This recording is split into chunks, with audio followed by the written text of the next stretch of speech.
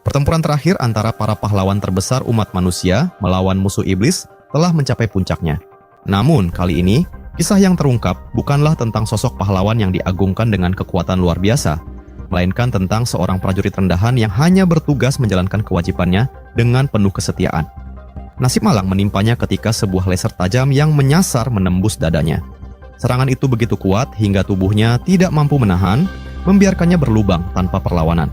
Begitulah akhir ceritanya. Dalam detik-detik terakhir, Greyli menatap sekelilingnya, melihat para prajurit lain yang telah gugur dan berkelimpangan di medan perang. Sementara itu, para pahlawan besar yang dijunjung sebagai harapan umat manusia sedang terkunci dalam pertarungan sengit melawan musuh bebuyutan mereka, Sang Liquidator. Di antara para pahlawan itu ada 4 ksatria pemberani dengan ciri khas dan kekuatan unik yang menyilaukan. Namun di sisi lain, ada pula prajurit-prajurit seperti Grey yang hanya dijadikan pion pengorbanan, seperti tokoh figuran tanpa dialog yang kehadirannya hanya untuk mati di medan perang. Grey merasa hina dengan dirinya sendiri, menyadari betapa kecil kontribusinya dalam perang ini. Seandainya saja ia terlahir dengan bakat khusus. Tetapi bahkan para pahlawan terkuat pun tidak mampu menahan keganasan Liquidator. Dengan satu tebasan saja, monster itu menghabisi mereka seakan-akan hanya memotong sayuran. Ternyata selama ini Liquidator hanya bermain-main dengan mangsanya. Dan kini nasib umat manusia benar-benar telah ditentukan. Setidaknya itulah yang Grey pikirkan, sampai ia menyadari bahwa jantungnya sudah terkoyak berkeping-keping, namun ia belum juga mati. Tiba-tiba, Grey mendapati dirinya berdiri di tengah reruntuhan. Di hadapannya muncul sosok misterius yang tak memberi penjelasan apapun tentang situasi yang terjadi. Sosok itu mengatakan bahwa tubuh Grey sudah pulih, dan yang mengejutkan adalah kesembuhan itu datang dari kekuatan tersembunyi yang selama ini berada dalam dirinya sendiri. Entitas misterius tersebut melanjutkan, Grey sesungguhnya jauh lebih kuat dibanding Liquidator, jika Grey mampu mengendalikan kekuatannya dengan benar. Untuk sementara, ia meminjamkan sebagian kecil kekuatannya sendiri, agar Grey cukup kuat untuk menghadapi Liquidator. Saat Grey kembali ke dunia nyata, ia mulai kembali bangkit. Pedangnya seketika diselimuti energi misterius yang diberikan oleh makhluk perkasa itu. Tanpa membuang waktu, Grey menguji kekuatan tersebut, memastikan apakah itu nyata atau hanya ilusi. Ternyata kekuatan itu sungguh menggetarkan. Bahkan Liquidator pun terkejut dan mengakui kekuatan Grey. Meski demikian, kekuatan itu tetap belum cukup. Saat Grey kembali maju untuk melancarkan serangan berikutnya, tubuhnya terbelah dua layaknya para korban sebelumnya. Darah muncrat deras dari tubuhnya, namun Liquidator kembali memuji Grey. Baginya, Grey adalah manusia pertama yang membuatnya mengeluarkan seluruh kekuatannya.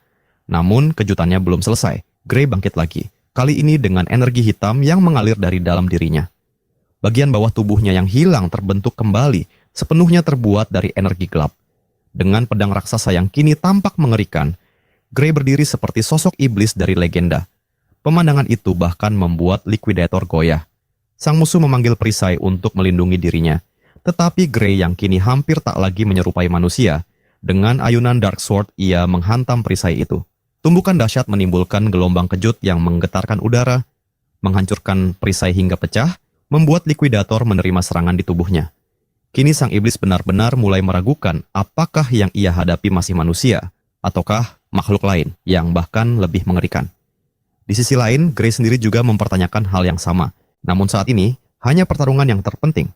Ia tidak akan berhenti sebelum musuh ini hancur. Dengan tebasan berikutnya, darah emas aneh mulai mengalir dari tubuh Liquidator. Sebagai balasan, sang monster melepaskan kekuatan tingkat lanjut, memunculkan sepasang sayap bercahaya yang tampak seolah-olah mengendalikan waktu. Hari berganti malam dalam sekejap, bulan bersinar terang seakan menjadi sorotan dari para dewa. Grey mengakui keindahan pemandangan itu, tetapi ia tidak gentar sedikit pun. Ia melancarkan serangan tepat ke leher Liquidator. Namun pedangnya tidak menembus, karena pedangnya kembali tertahan perisai. Liquidator kemudian menjelaskan tentang dunia senja sejati, sebuah dimensi di mana tidak ada serangan yang bisa melukainya. Ia menyuruh Grey menatap ke langit untuk melihat bukti kekuatannya. Grey menuruti rasa penasarannya dan mendapati sebuah cahaya menyilaukan, menyerupai bintang yang bersinar dengan intensitas luar biasa. Seketika benda itu jatuh layaknya meteor dan menghantam Grey, menghancurkan keberadaannya hingga lenyap. Liquidator berdiri sebagai pemenang, menatap kawah raksasa yang ditinggalkan ledakan itu. Namun, entitas misterius kembali muncul tepat waktu. Sosok itu memundurkan waktu, mengembalikan Grey ke masa lalu dengan satu misi, yaitu menyelamatkan dunia. Nama entitas itu akhirnya terungkap, Kronos. Rupanya Kronos memiliki sejarah panjang dengan likuidator, meski detailnya tetap menjadi misteri. Grey kemudian membuka matanya dan mendapati dirinya berada di sebuah desa hijau yang damai. Suasana begitu tenang dan indah, seolah-olah pemandangan itu diambil dari sebuah lukisan. Ternyata ia berada di kampung halamannya, Desa Rondo, bukan di masa kini melainkan hampir 15 tahun yang lalu. Kronos telah mengirim Grey kembali ke masa lalu untuk mendapatkan satu kesempatan terakhir menyelamatkan dunia. Saat kesadaran itu menghantam dirinya, rasa sakit menusuk merambat di tangannya, pertanda bahwa perjalanan barunya baru saja dimulai. Ketika Grey menatap tangannya, ia menyadari adanya luka serta perban yang membalut tangannya. Saat itu ia teringat bahwa masa ini adalah bagian kelam dalam hidupnya. Masa ketika dirinya hanya menjadi samsak bagi Balder dan gerombolannya. Namun kini, setelah mendapat kesempatan kedua dalam hidup, Grey berpikir betapa menyedihkannya jika ia tetap berakhir sebagai korban perundungan. Meski begitu, ia juga sadar tidak mungkin melawan mereka secara langsung, karena kekuatan mereka jauh berada di atas kemampuannya. Bahkan mengalahkan likuidator saja seperti mimpi. Bagaimanapun juga, Grey harus menemukan cara untuk menghadapi para pengganggu ini, atau ia akan mengulang penderitaan yang sama seperti di kehidupan sebelumnya. Namun, nasib seolah tidak berpihak padanya, karena tanpa diduga, ia justru berpapasan langsung dengan orang yang paling ia takutkan, yaitu Balder beserta para pengikutnya. Karena bosan, mereka sengaja mencari Grey, ingin melanjutkan tradisi perundungan seakan itu adalah ritual suci mereka. Mereka melemparkan sebuah pedang tumpul ke kaki Grey dan memerintahkannya untuk mengambilnya. Grey hanya menatap pedang itu tanpa mengerti. Balder yang melihat ekspresi bingung itu mengira Grey sedang berpura-pura, sehingga ia mengingatkan tentang kebiasaan lama mereka, yaitu pertarungan pura-pura. Grey mencoba menolak dengan alasan tangannya masih terluka. Ia berterima kasih atas ajakan itu, tapi ia tidak bisa ikut serta. Sayangnya, penolakannya tidak berarti apa-apa. Balder dan gerombolannya tidak akan melepaskannya, kecuali Grey mau bertarung dengan pedang tumpul itu. Namun Grey tetap merasa aneh. Sekalipun pedang itu tumpul, tetap saja itu besi. Satu serangan ke tempat yang salah bisa saja mengirimnya ke liang kubur. Sayangnya, Balder tidak peduli dengan logika itu. Ia langsung mengambil kuda-kuda, membenci penolakan Grey, lalu menyerang seperti banteng mengamuk. Grey sempat diberi waktu untuk meraih pedang, tetapi serangan Balder datang terlalu cepat. Grey merasa konyol mendengar duel ini disebut latihan pura-pura, padahal lawannya menyerang dengan kemarahan, seakan menaruh dendam pribadi. Saat itulah Grey teringat ucapan seorang mantan dokter militer, alasannya tidak pernah berkembang dalam ilmu pedang adalah karena cedera yang ia derita saat kecil. Ia menduga bahwa inilah cedera yang dimaksud, luka yang membuatnya hidup terpuruk sepanjang masa lalu. Serangan pertama Balder menghantam dengan keras, namun tubuh Grey bergerak begitu cepat hingga ia berhasil menghindar. Bahkan dirinya sendiri terkejut mampu melakukannya. Balder jelas kesal melihat kelincahan itu, lalu melemparkan serangan kedua, dan kembali Grey menghindar. Serangan ke arah kakinya pun berhasil ia elakkan dengan mudah. Balder berusaha keras menjatuhkan Grey, namun Grey seakan meluncur seperti bayangan, menghindar tanpa celah. Pada awalnya Grey mengira Balder yang melambat, namun segera ia menyadari bahwa dirinya sendiri yang menjadi jauh lebih cepat. Gerombolan Balder pun tidak bisa menutupi keterkejutan mereka. Bagi mereka, Grey tampak seperti orang yang sama sekali berbeda. Meski tubuhnya kini bukanlah yang dulu, ia masih menyimpan ingatan setiap pertempuran. Pengalaman membuat tubuhnya bergerak secara otomatis. Akhirnya, Grey meraih pedang dan memutuskan melanjutkan pertarungan pura-pura ini. Balder yang terjebak dalam egonya menyerang dengan penuh amarah, berusaha menghancurkan Grey. Namun, Grey sudah muak. Dengan satu ayunan pedang, ia berhasil membuat tangan Balder kesakitan, membuktikan betapa lemahnya orang yang dulu menindasnya itu. Grey sendiri bahkan merasa seolah membuang waktu bertarung dengan sosok lemah seperti Balder. Namun ia tahu satu hal pasti. Balder tidak pantas mendapat sedikit pun belas kasihan.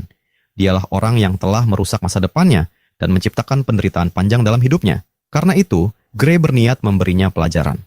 Dengan gerakan ringan, ia berhasil menjatuhkan pedang dari tangan Balder, melucuti senjata musuhnya dalam sekejap. Saat Balder hanya bisa merasakan rasa malu, Grey menyadari betapa menyedihkan kualitas lawannya. Ia bahkan sempat melontarkan ejekan dengan penuh penghinaan, seolah mempermalukan Balder di depan semua orang. Namun masalahnya, meski tak bersenjata, Balder sendirilah yang sejak awal mengatakan bahwa pedang tumpul itu aman digunakan. Karena itu, Grey tanpa ragu melanjutkan serangan. Ayunannya begitu cepat hingga pedang tumpul itu benar-benar melukai Balder, membuat darah muncrat.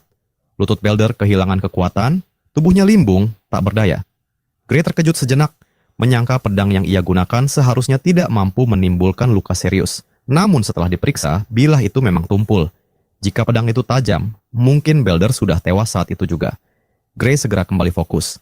Dengan ayunan tepat sasaran, ia memukul wajah Belder, merontokkan beberapa gigi sekaligus membuat hidungnya berdarah.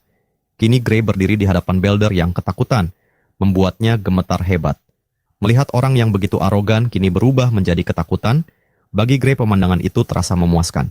Ia tahu, kali ini Belder akan belajar kerendahan hati dengan cara yang paling menyakitkan, dan mungkin pengalaman ini akan menghantam kesombongannya untuk seumur hidup. Belder yang dipermalukan masih belum juga kapok. Ia memerintahkan para pengikutnya untuk segera maju dan menghajar Gray sampai babak belur. Namun para kaki tangan itu ragu untuk bergerak. Mereka jelas menyaksikan sendiri bagaimana bos mereka dipukul, bagaikan anjing jalanan yang tak berdaya. Meski begitu, salah satu dari mereka mengusulkan agar mereka menyerang secara bersamaan untuk bisa mengalahkan Gray. Akhirnya, 3 orang itu serentak melompat, mengepung Gray dari segala arah. Namun, Gray sama sekali tidak gentar. Ia justru terlihat santai. Saat ketiganya menyerang bersamaan dengan niat untuk menghabisinya, Gray hanya mengingat bahwa awalnya ia sempat menaruh sedikit rasa iba kepada mereka dan memutuskan untuk tidak melukai lebih jauh. Tetapi melihat mereka yang tidak pernah mau berhenti sebelum mendapat pelajaran, Gray pun memutuskan untuk memberi mereka apa yang pantas mereka terima. Tidak butuh waktu lama, wajah ketiga pengikut dan Belder sudah bengkak parah. Gray hanya bisa melihat kenyataan bahwa orang yang dulu menjadi mimpi buruknya kini hanyalah pengecut. Ia lalu teringat bahwa kelompok ini adalah murid dari dojo ilmu pedang milik Saria. Belder pun mengakui hal itu, meski ia dan kelompoknya sudah lama tidak datang berlatih, sebab mereka merasa sudah cukup kuat. Ia tidak terlalu berharap banyak dari dojo itu. Namun Gray tertarik untuk bergabung ke dojo tersebut, sehingga ia meminta agar Belder bersedia menjadi perantaranya. Belder langsung menolak, karena ia bisa membayangkan akibatnya bila sang master tahu bahwa dirinya kalah memalukan. Akan tetapi Gray tahu cara menghadapi orang macam ini. Ia hanya perlu mengayunkan pedangnya sedikit untuk menakut-nakuti, memberi isyarat apa yang bisa terjadi bila mereka tidak menuruti kemauannya. Ancaman sederhana itu ternyata berhasil. Saking paniknya, ia bahkan lari secepat cetah menuju dojo, meninggalkan teman-temannya yang tertinggal jauh di belakang. Beberapa waktu kemudian, mereka pun memasuki kota.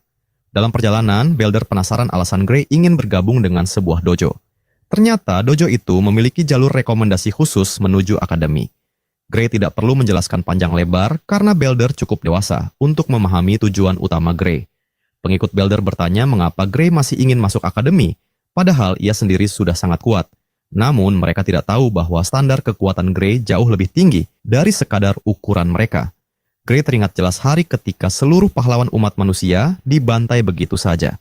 Padahal mereka disebut sebagai barisan terkuat dunia. Bahkan Gray sendiri, meski sudah memiliki kekuatan misterius saat itu, sama sekali tidak mampu memberi goresan sedikit pun pada sosok iblis yang ia hadapi. Hanya Tuhan yang tahu seberapa besar kekuatan yang cukup untuk mengalahkan iblis itu. Dulu, saat Gray memperoleh kekuatan kegelapan yang begitu dahsyat, ia sempat merasa dirinya bisa mengendalikan dark power. Namun yang membatasinya hanyalah keterampilan ilmu pedang yang kurang terasa. Ia terlalu bergantung pada sedikit teknik yang diajarkan oleh sang Sword Saint. Seandainya ia berlatih keras seperti Sword Saint sejak awal, ia yakin bisa mengubah jalannya pertempuran seorang diri. Itulah alasan mengapa ia percaya Kronos mengirim dirinya kembali, agar ia berlatih tanpa henti sampai layak mengendalikan dark power itu lagi. Tak lama kemudian, rombongan itu akhirnya bertemu dengan sosok Master Dojo yang dimaksud. Para pengikut Belder langsung dimarahi karena berani menantang seorang warga biasa tanpa alasan, dan mereka justru kalah telak dalam pertarungan itu. Wanita berwibawa dan berkarisma ini adalah Saria, instruktur dojo ilmu pedang. Belder mencoba membela diri dengan mengatakan bahwa mereka tidak berniat membuli siapapun, melainkan hanya sekadar latihan tanding. Kebohongan itu justru berbuah malapetaka. Saria langsung menghajarnya dengan pukulan keras, begitu kuat seakan Belder dilempar langsung ke bulan. Para pengikutnya gemetar ketakutan, hanya berharap bisa selamat dari situasi ini. Saria sendiri sebenarnya hanya ingin memberi pelajaran pada mereka. Jika mereka menyebut memukuli orang tak bersenjata sebagai latihan tanding, maka apa yang baru saja ia lakukan pun juga bisa disebut latihan tanding.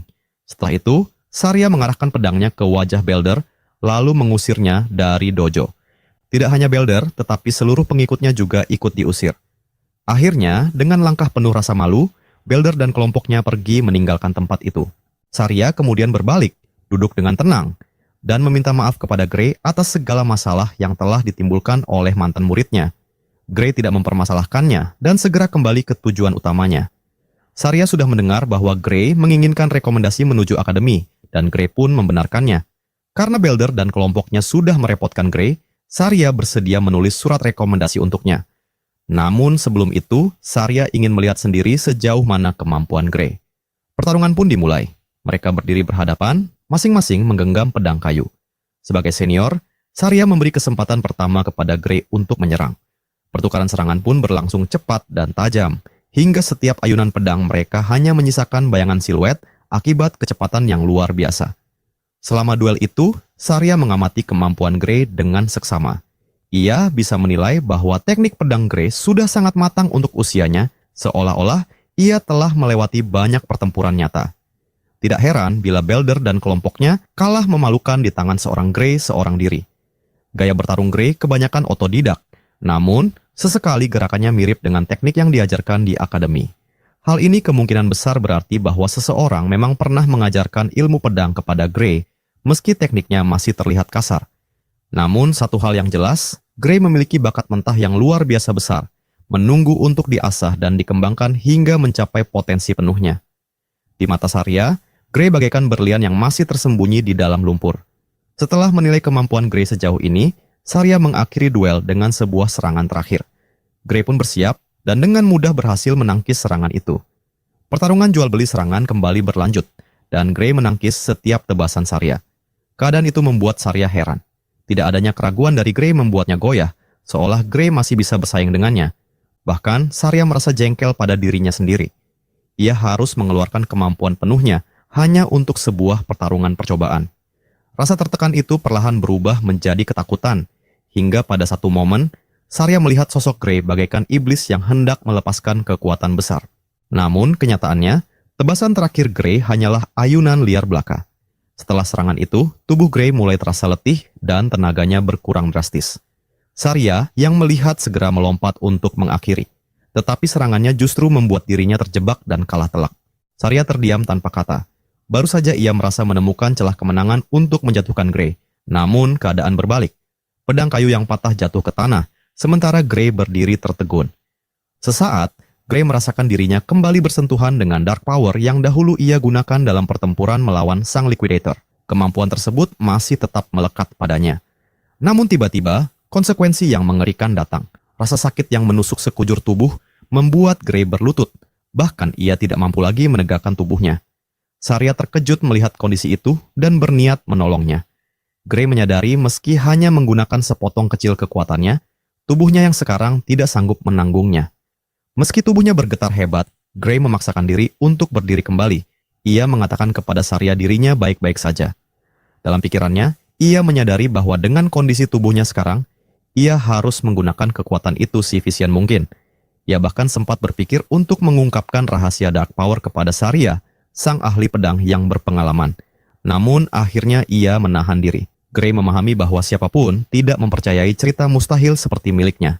Lagi pula, ia pun tidak bisa mengendalikan kekuatan itu sesuka hati untuk membuktikan perkataannya. Maka, Gray mencari alasan yang lebih masuk akal dan dirinya hanya terlalu memaksakan diri. Saria yang mendengarnya tidak percaya. Baginya alasan itu terdengar konyol. Tidak mungkin pedang kayu tumpul bisa memotong pedang kayu miliknya kecuali ada sesuatu yang disembunyikan oleh Gray. Saria cukup cerdas untuk menyadari hal itu dan ia yakin bahwa Gray memang menyimpan rahasia besar. Saria lalu mengarahkan sisa pedangnya ke arah Gray, membuat Gray bertanya apakah ada sesuatu yang menjadi masalah. Dari cara Gray menanggapi, Saria tahu bahwa ia tidak berniat berbicara lebih jauh.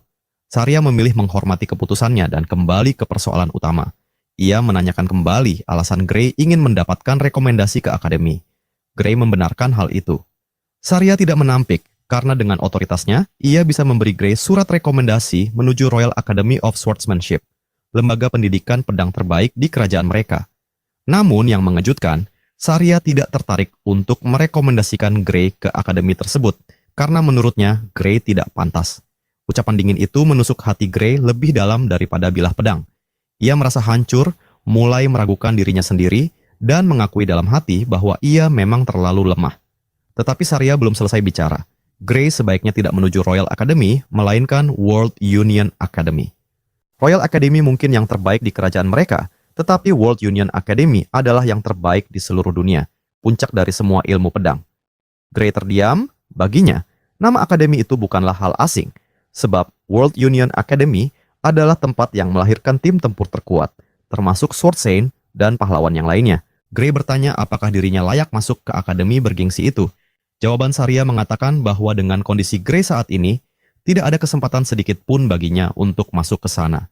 Saria tahu betul bahwa Grey sendiri menyadari kelemahannya, terutama tubuhnya yang lemah dan rapuh. Untuk Royal Academy, mungkin Grey bisa membuat keajaiban hanya dengan kemampuan pedangnya. Tetapi World Union Academy berada di level yang sama sekali berbeda. Jika Grey ingin mencapainya, maka ia harus berlatih mati-matian.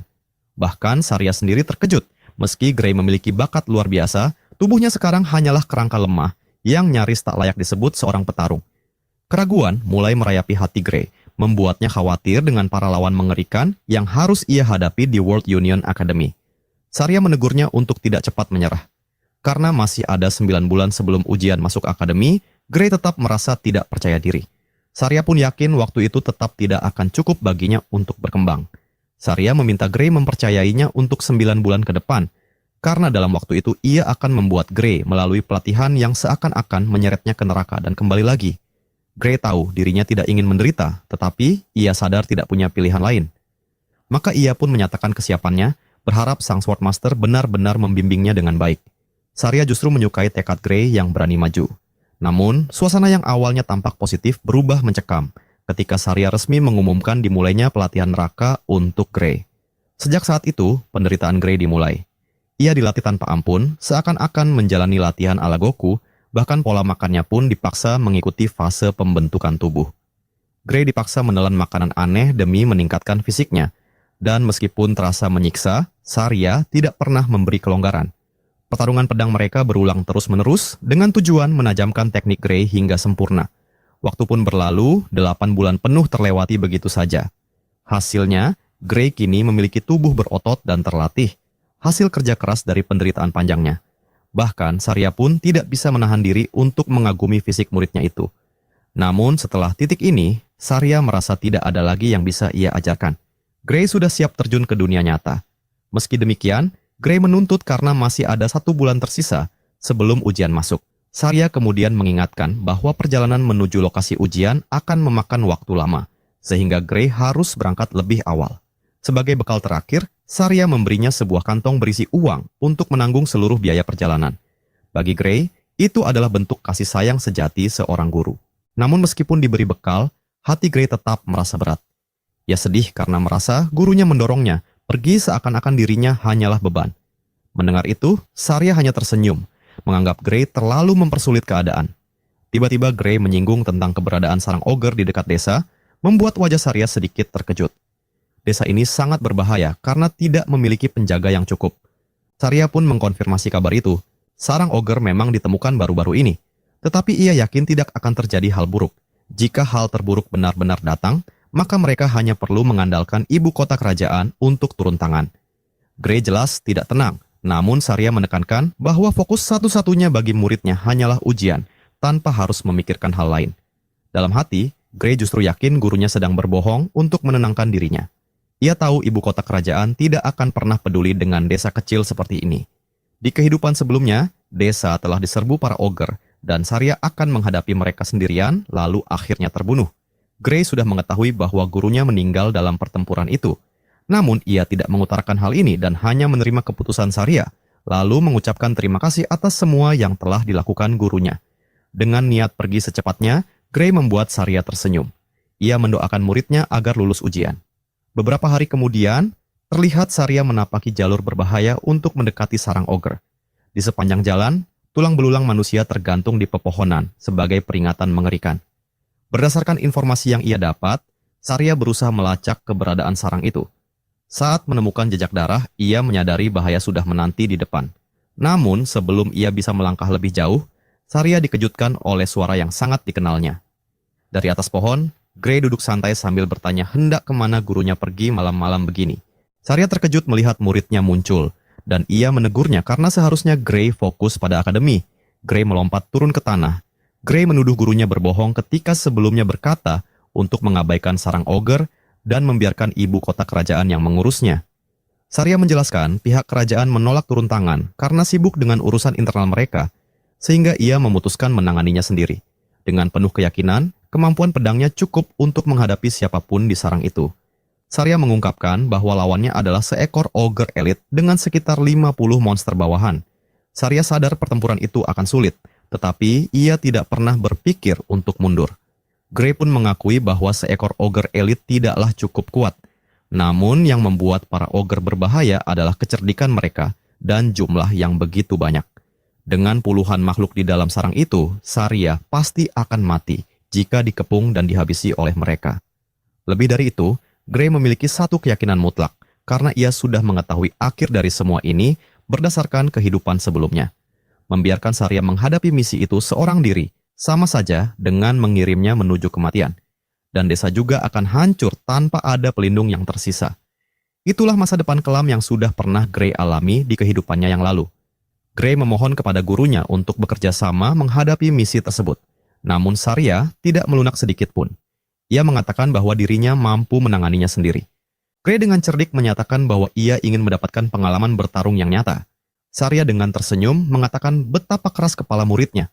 Namun meskipun begitu, Saria tetap mengingatkan bahwa pertempuran sungguhan sama sekali berbeda. Apalagi jika yang mereka hadapi adalah sarang monster sebesar ini. Misi ini mengandung bahaya besar, dan itulah alasan utama ia tidak ingin Gray mempertaruhkan nyawanya. Namun Gray tidak menyerah begitu saja. Ia menyiapkan satu jalan terakhir yang ingin ia sampaikan pada gurunya. Saria terkejut ketika Gray tiba-tiba menantangnya bertarung sungguhan. Gray bahkan berjanji akan menjatuhkannya, lalu pergi sendirian menghadapi para ogre. Suasana menjadi tegang, murid menantang gurunya sendiri dengan pedang terhunus. Menyadari bahwa Gray sama keras kepalanya dengan dirinya, Saria akhirnya mengalah. Ia menerima usulan muridnya untuk pergi bersama. Yang ia pedulikan hanyalah Gray bisa kembali dengan selamat pulang dalam keadaan utuh. Maka keduanya pun berangkat bersama, menembus hutan untuk menghadapi kawanan monster. Waktu berlalu, dan akhirnya Saria bersama Gray menemukan lokasi yang selama ini mereka cari. Para monster cerdas itu memanfaatkan lingkungannya dengan baik, membuat sarang yang nyaris tanpa jalan keluar bagi siapapun yang nekat datang menantang mereka. Dari kejauhan, Saria mengamati bahwa pemimpin para ogre tidak terlihat di antara kawanan itu. Ia mulai menduga apakah makhluk itu sedang bersembunyi di dalam tendanya. Jika benar, maka itu adalah keuntungan besar karena mereka bisa menghabisi para bawahan sebelum sang ogre elit muncul menghadapi mereka. Untuk menyusun strategi, Saria memerintahkan Gray agar menyerang dari satu sisi sementara dirinya menutup sisi lainnya. Tanpa menunda lebih lama, keduanya melesat dengan pedang di tangan. Pertarungan pun dimulai. Sebelum para monster sempat menyadari apa yang terjadi, Saria mengeksekusi tebasan yang memenggal kepala salah satu makhluk, menjadikannya bola yang menggelinding di tanah. Dengan satu monster tumbang, kawanan lainnya langsung meraung dalam bahasa mereka, marah dan murka, lalu bersiap membantai para penyusup. Namun Gray seakan memasuki mode binatang buas, menyapu bersih barisan monster sekaligus, menebas makhluk-makhluk itu tanpa henti. Saria pun menunjukkan kemampuan pedang hebat yang ia warisi dari Virgil. Keduanya benar-benar tak terbendung, saling melindungi punggung satu sama lain. Dan dalam hitungan menit, seluruh monster yang terlihat telah menjadi korban tebasan mereka. Di tengah pertempuran itu, Saria cukup terkesan dengan Gray yang tidak goyah meskipun menghadapi pertempuran nyata. Namun Gray merasakan sesuatu yang aneh. Pertarungan ini terlalu mudah bagi mereka. Gray sadar bahwa jika musuh hanya selevel ini, maka Saria bisa mengalahkan mereka sendirian. Hal itu membuat Gray waspada, karena ia yakin makhluk yang bersembunyi di dalam tenda jauh lebih menakutkan. Tepat saat itu, sepasang mata mengerikan memancar dari dalam kegelapan tenda, menatap langsung pada Gray. Begitu pandangannya bersentuhan dengan mata makhluk itu, tubuh Gray bergetar hebat. Meskipun ia sudah kuat, rasa takut membuatnya ciut. Ia berteriak bahwa mereka harus segera pergi. Saria tidak mengerti mengapa muridnya tiba-tiba bersikap seperti itu. Namun mendengar suara Gray yang dipenuhi ketakutan, ia tidak membantah. Tanpa banyak pertanyaan, Saria langsung menuruti instruksi muridnya dan ikut berlari. Saat mereka berlari lawan melompat dari langit, Gray terperanjat ketika makhluk itu mendaratkan kakinya ke tanah, menghadang mereka dengan wujud menakutkan. Wajah Saria pun terkejut, menyadari bahwa elit ogre sang pemimpin telah turun langsung untuk bertarung. Tetapi di saat itu juga, Grey mengungkapkan makhluk yang mereka hadapi sekarang bukanlah bos sebenarnya. Dan sebelum ia menjelaskan bos yang sesungguhnya, terdengar raungan buas dari belakang mereka. Suara provokatif itu memanggil kawanan monster baru untuk menyerang. Suara menggelegar itu begitu menusuk telinga Saria, sementara bagi para ogre, raungan tersebut memicu kegilaan mereka, mengubah kawanan itu menjadi maniak haus darah yang siap melahap siapa saja. Saria menggigil ketakutan, indera dirinya tak sanggup memahami apa yang sedang terjadi. Di hadapannya berdiri makhluk yang jauh lebih mengerikan daripada ogre elit. Grey mengungkapkan bahwa yang mereka hadapi saat ini adalah Jenderal Ogre, sosok yang menjadi bos sesungguhnya dari sarang monster tersebut. Situasi semakin genting karena mereka terjebak di tengah. Di satu sisi, ogre elit menghadang jalan keluar. Sementara di belakang, gerombolan besar monster menanti bersama pemimpin sebenarnya dari sarang itu. Saria menyadari bahwa melawan Jenderal Ogre sama sekali bukanlah sesuatu yang bisa mereka lakukan di level mereka saat ini. Satu-satunya peluang bertahan hanyalah membunuh ogre elit yang menghadang di depan mereka agar dapat melarikan diri. Saria menerjang ke depan, menabrakkan senjatanya ke tubuh ogre elit itu. Dengan tekad kuat untuk menang, Saria memanfaatkan celah dan berhasil menggoreskan tebasan tajam ke tubuh monster tersebut. Darah muncrat keluar dari luka itu, namun kecemasan Saria justru semakin bertambah ketika melihat luka tersebut perlahan sembuh kembali. Sementara itu, Grey sedang menghadapi puluhan monster sambil berbagi pengetahuannya mengenai raungan Jenderal Ogre. Grey menjelaskan raungan jenderal itu meningkatkan kekuatan sekaligus mempercepat pemulihan para monster. Singkatnya, mereka saat ini berhadapan dengan ogre elit yang seolah diberi kekuatan tambahan. Dalam pertarungan sengit, Grey menebas salah satu monster dan meminta Saria mengulur waktu sedikit lebih lama, membuat Saria mempertanyakan strategi macam apa yang ia rencanakan. Namun Grey menyatakan bahwa dalam situasi seperti ini, tujuan mereka hanya satu, yaitu membunuh makhluk terjelek yang bersembunyi di balik kerumunan sang bajingan Jenderal Ogre. Pertarungan hidup dan mati pun dimulai. Grey kembali menebaskan pedangnya kepada monster di depannya. Rasa jengkel jelas terlihat ketika dirinya terus dikepung dari segala sisi. Dengan refleks tajam, Grey menangkis serangan lalu menebas monster lain yang berusaha menerjang. Ia berfokus membuka jalan agar dapat maju mendekati target utamanya. Namun dalam kelengahannya, Grey menggunakan begitu banyak tenaga hingga pedang utamanya hancur berkeping-keping. Situasi ini merepotkan karena kini dirinya kehilangan senjata. Grey segera menghindari tebasan kuat dari monster yang telah diperkuat dan dengan cepat menarik pedang cadangan yang ia bawa. Meski demikian, pedang cadangan ini pun tidak akan bertahan lama. Di saat genting itu, sang master melemparkan pedang cadangan miliknya kepada Grey. Dengan kini menggenggam dua pedang, Grey sedikit lebih percaya diri dalam pertempuran. Namun mustahil baginya untuk menumbangkan semua monster sekaligus. Jumlah mereka terlalu banyak dan jarak menuju Jenderal Ogre penuh rintangan. Meski begitu, Grey memilih mempercayai kemampuannya sendiri dan melepaskan tebasan berkecepatan tinggi ke arah para monster, menebas mereka satu demi satu. Momen serangannya terhenti ketika seekor ogre mencoba menyerangnya, tetapi Grey dengan cekatan menghindar, lalu menangkis serangan itu. Walaupun tubuhnya semakin lelah, ia tetap membuat kemajuan dalam membersihkan jalan di depannya. Merasa terancam, Jenderal Ogre kembali mengeluarkan raungan dahsyat untuk kedua kalinya. Grey terkejut, karena itu para monster kembali mendapat penguatan. Keadaan semakin buruk, membuat Grey semakin kesulitan menghadapi tekanan tanpa henti. Saat itu, Grey sadar bahwa Jenderal Ogre cukup cerdas untuk membaca strateginya, sehingga ia terus-menerus mengaum untuk memprovokasi para bawahannya agar lebih ganas menyerang. Grey menangkis serangan lain dan berusaha menerobos maju. Gerombolan monster menghadangnya, namun ia hanya menebas mereka yang benar-benar menghalangi jalannya. Meskipun begitu, tubuhnya kini penuh luka dan goresan. Pertarungan yang brutal membuatnya semakin kewalahan. Dalam kelengahan, seekor ogre berhasil menubruknya, menahannya di tempat. Situasi menjadi semakin buruk karena Grey kini terjebak dalam posisi paling berbahaya. Beruntung, karena amarah para monster, koordinasi mereka kacau sehingga salah satu dari mereka tanpa sengaja menebas kawannya sendiri. Grey menyadari bahwa strategi mereka adalah berusaha melemahkan pedangnya. Namun, sebelum sempat memikirkan lebih jauh, seekor ogre raksasa mengayunkan tinju besar yang diarahkan langsung ke kepalanya. Ia menggunakan pedangnya untuk menahan tinju ogre. Tetapi tetap saja tubuhnya terpental keras menghantam tanah. Dalam kondisi sekarat, Grey masih berusaha bangkit dengan tubuh yang penuh luka. Serangan tadi telah menghancurkan salah satu pedang cadangannya, sehingga kini ia hanya menyisakan satu pedang untuk menghadapi puluhan ogre beserta jenderalnya. Meski memiliki pengalaman regresi, Gray sepenuhnya menyadari kenyataan bahwa ia tidak bisa menang menghadapi begitu banyak monster haus darah yang menggerogoti kekuatannya. Maka, Gray berteriak kepada sang master agar segera melarikan diri selagi ogre berfokus kepadanya. Namun, Saria yang mendengar teriakannya justru tersenyum, menolak memperlakukannya seperti itu. Meskipun Saria sendiri masih harus menghadapi ogre elit yang telah diperkuat, ia tetap memilih untuk bertarung. Gray meyakinkan Saria untuk melarikan diri, dan ia akan segera mengejarnya setelah itu. Namun Saria menolak, mengungkapkan bahwa dirinya tidak lagi bisa berlari karena mengalami luka parah di pahanya, dan seketika ucapan itu menghancurkan harapan Gray. Semua rencana pelarian kini mustahil. Satu-satunya jalan hanyalah melangkah maju menghadapi kematian. Dengan kemarahan, Gray mengayunkan pedangnya sambil merenungkan alasan dirinya mengalami regresi. Semua beban dan tujuan yang selama ini ia emban nyaris berakhir tragis. Malangnya, pedang terakhir Gray pun akhirnya hancur berkeping-keping. Meski begitu, Gray menolak menerima kenyataan itu sebagai akhir hidupnya. Ia berharap bisa menggunakan Dark Power, kemampuan mengerikan yang mampu menandingi likuidator dan melukainya. Jika ia bisa memanfaatkan kekuatan itu walau hanya sebentar, para monster ini akan hancur. Dengan membayangkan kembali sensasi yang ia rasakan saat itu, Gray memusatkan energinya pada pedang yang sudah patah dan memasuki kondisi meditasi.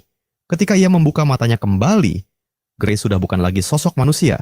Sebuah tebasan hitam membara dari pedangnya menghancurkan ogre-ogre di hadapannya, mengubah mereka menjadi abu. Bahkan Saria pun tidak mengerti apa yang sedang terjadi, namun Gray masih dapat mengendalikan dirinya. Meski memanfaatkan Dark Power, ia tersenyum pada Saria. Dalam hitungan detik, Gray menebas setiap makhluk yang terlihat, termasuk Jenderal Ogre. Bahkan sang master pun tak mampu memahami apa yang baru saja terjadi karena dirinya masih harus fokus menghadapi Ogre elit di depannya. Namun, dengan terbunuhnya Jenderal Ogre, kemampuan penguatan para monster menghilang. Dengan memanfaatkan teknik terakhirnya, Saria menebas monster itu hingga terbelah, menyatakan bahwa Ogre elit tidak ada artinya tanpa sang jenderal. Kemenangan akhirnya diraih. Mereka berhasil memenangkan pertarungan. Gray tetap meminta maaf karena telah menghancurkan pedang Saria. Ia menjawab bahwa itu tak sebanding dengan nyawanya yang terselamatkan. Ia kemudian mengambil pedangnya dan berniat menegur Gray mengenai teknik yang ia gunakan di akhir pertarungan.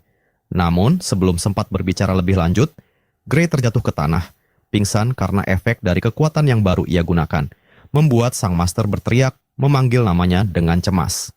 Cerita berpindah ke dalam pikiran Gray. Ia melihat sekeliling dan hanya menemukan sebuah pintu terapung yang tergantung di rantai di depannya. Gray menyaksikan pintu itu memancarkan energi gelap. Kesadaran tiba-tiba muncul di benaknya. Ini adalah kekuatan miliknya sendiri. Ia bertanya apa yang akan terjadi jika berhasil membuka pintu itu, karena dengan begitu ia bisa memperoleh kekuatan itu dan menjadikan miliknya. Dengan tekad untuk mencoba, Gray melangkah maju.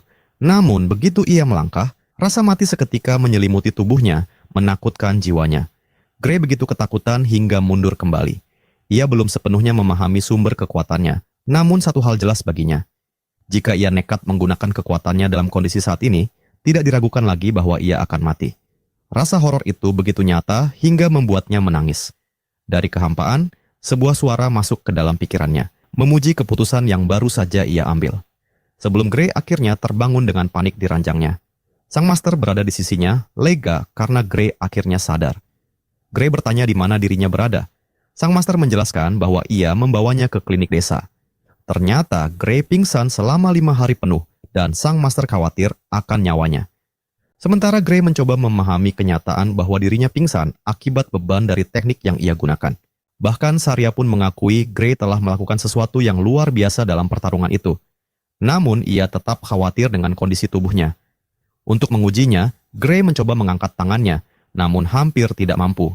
Tubuhnya lemah akibat energi yang terkuras habis dan tidak mungkin ia dapat memegang pedang. Bekas memar di lengannya akibat pertarungan membuat Saria semakin khawatir. Gray mengakui bahwa dirinya benar-benar tak berdaya saat ini. Sang master pun mengonfirmasi bahwa lengannya tidak akan kembali normal dalam waktu dekat, mengungkapkan bahwa setiap tulang di lengannya hancur berkeping-keping. Hal itu mengejutkan Gray. Namun anehnya ia tak merasakan sakit. Semua itu berkat ramuan sihir yang diberikan untuk perawatannya. Gray terkejut karena ramuan semacam itu biasanya sangat mahal. Namun, sang master menggunakannya untuknya. Karena kepala desa memberikan ramuan itu sebagai hadiah. Gray tak bisa mempercayai apa yang didengarnya. Ia bahkan tidak mengenal kepala desa, tapi menerima ramuan sihir yang berharga. Saria menganggap Gray terlalu lamban memahami situasinya. Secara resmi Gray adalah penyelamat dan pahlawan desa ini. Sebelum Gray mencerna apa yang baru diucapkan Saria, kepala desa tiba-tiba masuk. Gray mengucapkan terima kasih untuk ramuan sihirnya, tapi kepala desa menyambutnya dengan hangat dan menyebut merekalah yang seharusnya berterima kasih. Kepala desa mengingatkan Gray bahwa seorang Jenderal Ogre begitu kuat sehingga mereka menjadi ancaman desa. Namun, kepala desa merasa sangat bersyukur. Karena berkat Gray dan Saria, desa mereka tidak lagi terancam. Gray merasa mereka melebih-lebihkan apa yang ia lakukan. Namun kepala desa justru menegaskan bahwa Gray yang meremehkan tindakannya sendiri. Merenungkan hal itu sejenak, Gray teringat kehidupan sebelumnya ketika desa ini hancur terbakar karena serangan ogre hingga menjadi abu. Kini ia mengerti betapa pentingnya pencapaiannya kali ini. Namun saat ini fokus utamanya tetap pada misi Gray untuk lulus ujian masuk World Union Academy. Mengingat hal itu, Gray ceroboh pergi membasmi makhluk di sarang monster, sehingga banyak waktu terbuang sia-sia. Kini ia hanya memiliki 2 hari tersisa sebelum hari ujian tiba, sementara perjalanan ke akademi sendiri memakan waktu 3 hari berjalan kaki. Gray memohon kepada kepala desa agar meminjamkan kuda untuk perjalanannya. Untungnya, kepala desa sudah menduga Gray akan meminta hal itu, sehingga ia sudah menyiapkan kuda terbaik untuk perjalanan anak itu. Saria tersenyum dan menjelaskan bahwa rencana awal mereka adalah mengangkut Gray jika ia belum terbangun juga. Dan Gray merasakan dukungan tulus dari orang-orang sekitarnya. Ketika Gray keluar dari bangsal, ia disambut dengan sorak-sorai seluruh desa yang memanggil namanya dan memberi semangat untuk ujian masuknya. Penduduk desa ingin Gray melakukan yang terbaik, dan mereka tidak ragu mengungkapkan rasa terima kasih atas apa yang telah ia lakukan. Bahkan, penduduk desa memberinya kantong berisi uang hasil sumbangan mereka, agar Gray bisa membayar ujian dan memenuhi kebutuhan hidupnya di akademi. Gray merasa sangat bersyukur atas cinta dan dukungan yang diberikan penduduk desa. Ia bercanda bahwa akan sangat memalukan jika gagal dan kembali. Namun, Saria menunjukkan keyakinan penuh pada muridnya, menekankan bahwa pelamar ujian masuk, tidak ada yang bisa mengalahkan Jenderal Ogre sendirian. Kekhawatiran lain Gray adalah lengannya yang masih cedera. Saria menyarankan agar Gray menggunakan lengan kirinya untuk sementara. Meski lengan kirinya berfungsi, Gray lebih terbiasa menggunakan tangan kanan. Namun Saria yakin, dengan tingkat keterampilannya, hal itu tidak akan menjadi masalah. Gray tetap menyampaikan keraguannya, bahwa tingkat kesulitan ujian mungkin begitu tinggi, hingga satu lengan saja bisa menjadi penghambat. Saria memahami hal itu dan percaya bahwa para guru dan penguji di akademi memiliki penglihatan tajam. Saat mereka melihat bakat Gray, mereka pasti akan memilihnya. Gray pun menaiki kudanya, sementara Saria dengan penuh percaya diri menyatakan bahwa Gray pasti akan lulus.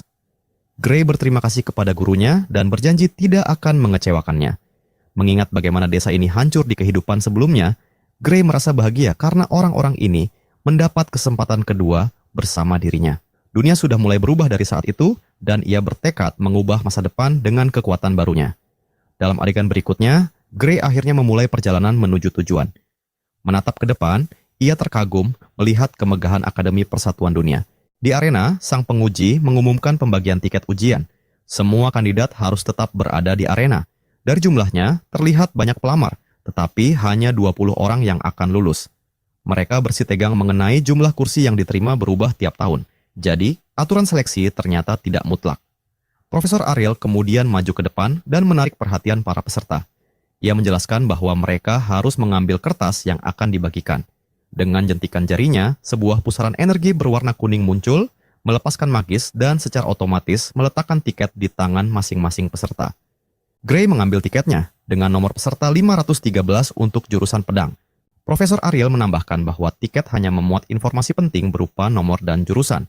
Ia juga menegaskan bahwa akademi tidak peduli usia, jenis kelamin, kewarganegaraan, atau status sosial. Akademi bahkan tidak peduli dengan nama peserta. Peserta yang memang layak lulus baru akan diminta informasi lebih lanjut. Karena hari ini, Gray datang tanpa pedangnya, namun ia tetap ditempatkan di jurusan pedang. Hal itu membuatnya meragukan sistem akademi. Profesor Ariel menjelaskan bahwa ia menempatkan setiap peserta ke jurusan tertentu berdasarkan penampilannya. Ariel juga menyatakan bahwa ia bersedia memperbaiki jurusan peserta jika memang terjadi kesalahan, tetapi para peserta tetap merasa mustahil menempatkan seseorang ke jurusan tertentu hanya dari melihatnya, apalagi ketika jumlah peserta begitu banyak. Mereka pun berspekulasi bahwa akademi mungkin telah meneliti mereka sebelumnya. Profesor Ariel memperhatikan bahwa tidak ada yang mengeluh mengenai penempatan jurusan yang diberikan. Selanjutnya, ia mengumumkan jadwal ujian masing-masing peserta, yang tercetak langsung pada tiket ujian. Gray merasa gugup karena ia dijadwalkan mengikuti ujian pada hari pertama, tidak memberinya waktu untuk memulihkan lengannya yang cedera. Ariel menekankan bahwa ujian ini hanya dilakukan 1 kali dan akan menentukan segalanya. Jika peserta terlambat, hasilnya adalah diskualifikasi langsung. Ia juga mengingatkan jadwal ini tidak bisa dimanipulasi atau diperdebatkan. Hal ini tentu saja menjadi kabar buruk bagi Gray, berharap tubuhnya bisa melakukan keajaiban dan sembuh sebelum ujian esok hari. Keesokan harinya, lengan Gray sama sekali belum sembuh. Ia tidak punya pilihan selain mengikuti ujian dalam kondisi ini. Saat nomor peserta Gray dipanggil, ia melangkah maju dengan frustrasi, berusaha menenangkan diri agar tetap optimis. Ia menilai lengan kirinya yang tampak tidak bermasalah, sementara lengan kanannya masih bisa digerakkan dengan kekuatan ekstra. Strategi Gray kali ini adalah mengamati gerakan penguji dengan tajam dan menemukan celah kemenangan. Ia menyaksikan pertandingan antara seorang peserta dan penguji. Kandidat itu menyerang dengan gegabah, namun penguji tetap tenang. Kandidat itu mencoba menebas lagi, namun serangannya sia-sia, pedangnya diblok, dan penguji bahkan menangkis sebelum menghantamnya hingga terhempas ke tanah, menyelesaikan ujian dan menyuruh peserta itu keluar arena. Gray menyadari bahwa situasi ini tampak mustahil. Saat nomornya dipanggil, ia memasuki arena dengan rasa frustrasi. Di dalam arena, Gray diberi kebebasan untuk memulai serangan pertama, meski ia memahami bahwa pertarungan ini akan sangat berat dan sepihak. Meski begitu, ia harus meninggalkan kesan. Pertarungan dimulai dengan Gray menyerang. Ia mengingat nasihat gurunya, menyarankan agar ia menggunakan kekuatan seluruh tubuh melalui tangannya. Gray melancarkan tebasan pertama, yang dengan mudah dihindari oleh penguji. Meski begitu, Gray masih kesulitan bertarung dengan gaya biasanya. Kehilangan kekuatan dari lengan kanannya tetap menjadi kelemahan besar. Penguji membalas dengan mencoba menebas Gray, namun mengejutkan Gray, pedang itu bergerak terlalu lambat. Seolah-olah ia bisa membaca lintasan serangan tanpa terburu-buru, dan Gray berhasil menangkis serangan itu sambil merasakan beratnya kekuatan di balik tebasan penguji. Saat itu ia menilai bahwa teknik penguji tidak sehalus teknik Sharia. Gray menyadari jika fokus pada teknik yang dipelajari dari Sharia, ada kesempatan untuk membuat celah. Dengan strategi itu di benaknya, Gray menyerbu dengan kekuatan penuh untuk menekan penguji. Ternyata, penguji pun terdorong mundur. Kecepatan penguji justru menjadi kelemahannya sendiri. Gray mulai percaya diri, menyadari bahwa ia bisa mengalahkan penguji ini. Kata-kata Sharia kembali terlintas di pikirannya, pedang mereka bertemu lagi, namun kali ini Gray berhasil melawan serangan penguji, menangkis sepenuhnya, dan bersiap menuntaskan pertarungan dengan kepercayaan diri barunya. Serangan dari penguji semakin brutal, membuat Gray mengetahui berbagai jurus serangan dari penguji. Saat Gray menyerang balik dengan menghunuskan pedangnya, sang penguji dapat dengan mudah menangkis serangan itu. Niat Gray untuk melemahkan kuda-kuda dari penguji, sehingga serangannya lebih mudah untuk ditebak. Meskipun beresiko menyerang dengan tangan terluka, Gray harus terus mencari celah. Namun, saat penguji mulai menyerang balik, Gray mencoba menjaga jarak. Di saat itulah ia sudah siap dengan rencananya. Penguji mencoba melompat untuk mempersempit jarak, lalu mengayunkan pedangnya untuk menjangkau Gray. Namun Gray sudah siap dengan kuda-kudanya. Saat pedang mereka bertabrakan, Gray langsung berpindah tempat ke belakang penguji. Dan saat itulah Gray menghunuskan pedangnya untuk serangan pamungkas. Tapi, seseorang mengatakan untuk memberhentikan pertarungan, di saat pedang Gray tepat di depan tubuh penguji. Gray kebingungan karena di saat yang menguntungkan baginya, instruktur mengumumkan waktu pertempuran telah habis dan hasilnya ialah seri. Gray merasa kecewa karena ia tidak berhasil menang. Ia hanya bisa meluapkan kekecewaan dengan menggenggam pedangnya hingga gemetar. Dengan wajah tertunduk, ia mencoba menerima hasil ujian, lalu melangkah pergi meninggalkan arena pertandingan. Ia sempat berbalik dan mengucapkan terima kasih karena telah memberikannya kesempatan untuk tes akademi. 1 minggu telah berlalu, di ruangan meeting World Union Academy, semua instruktur berkumpul. Paman berkacamata menanyakan pendapat mereka tentang para kandidat.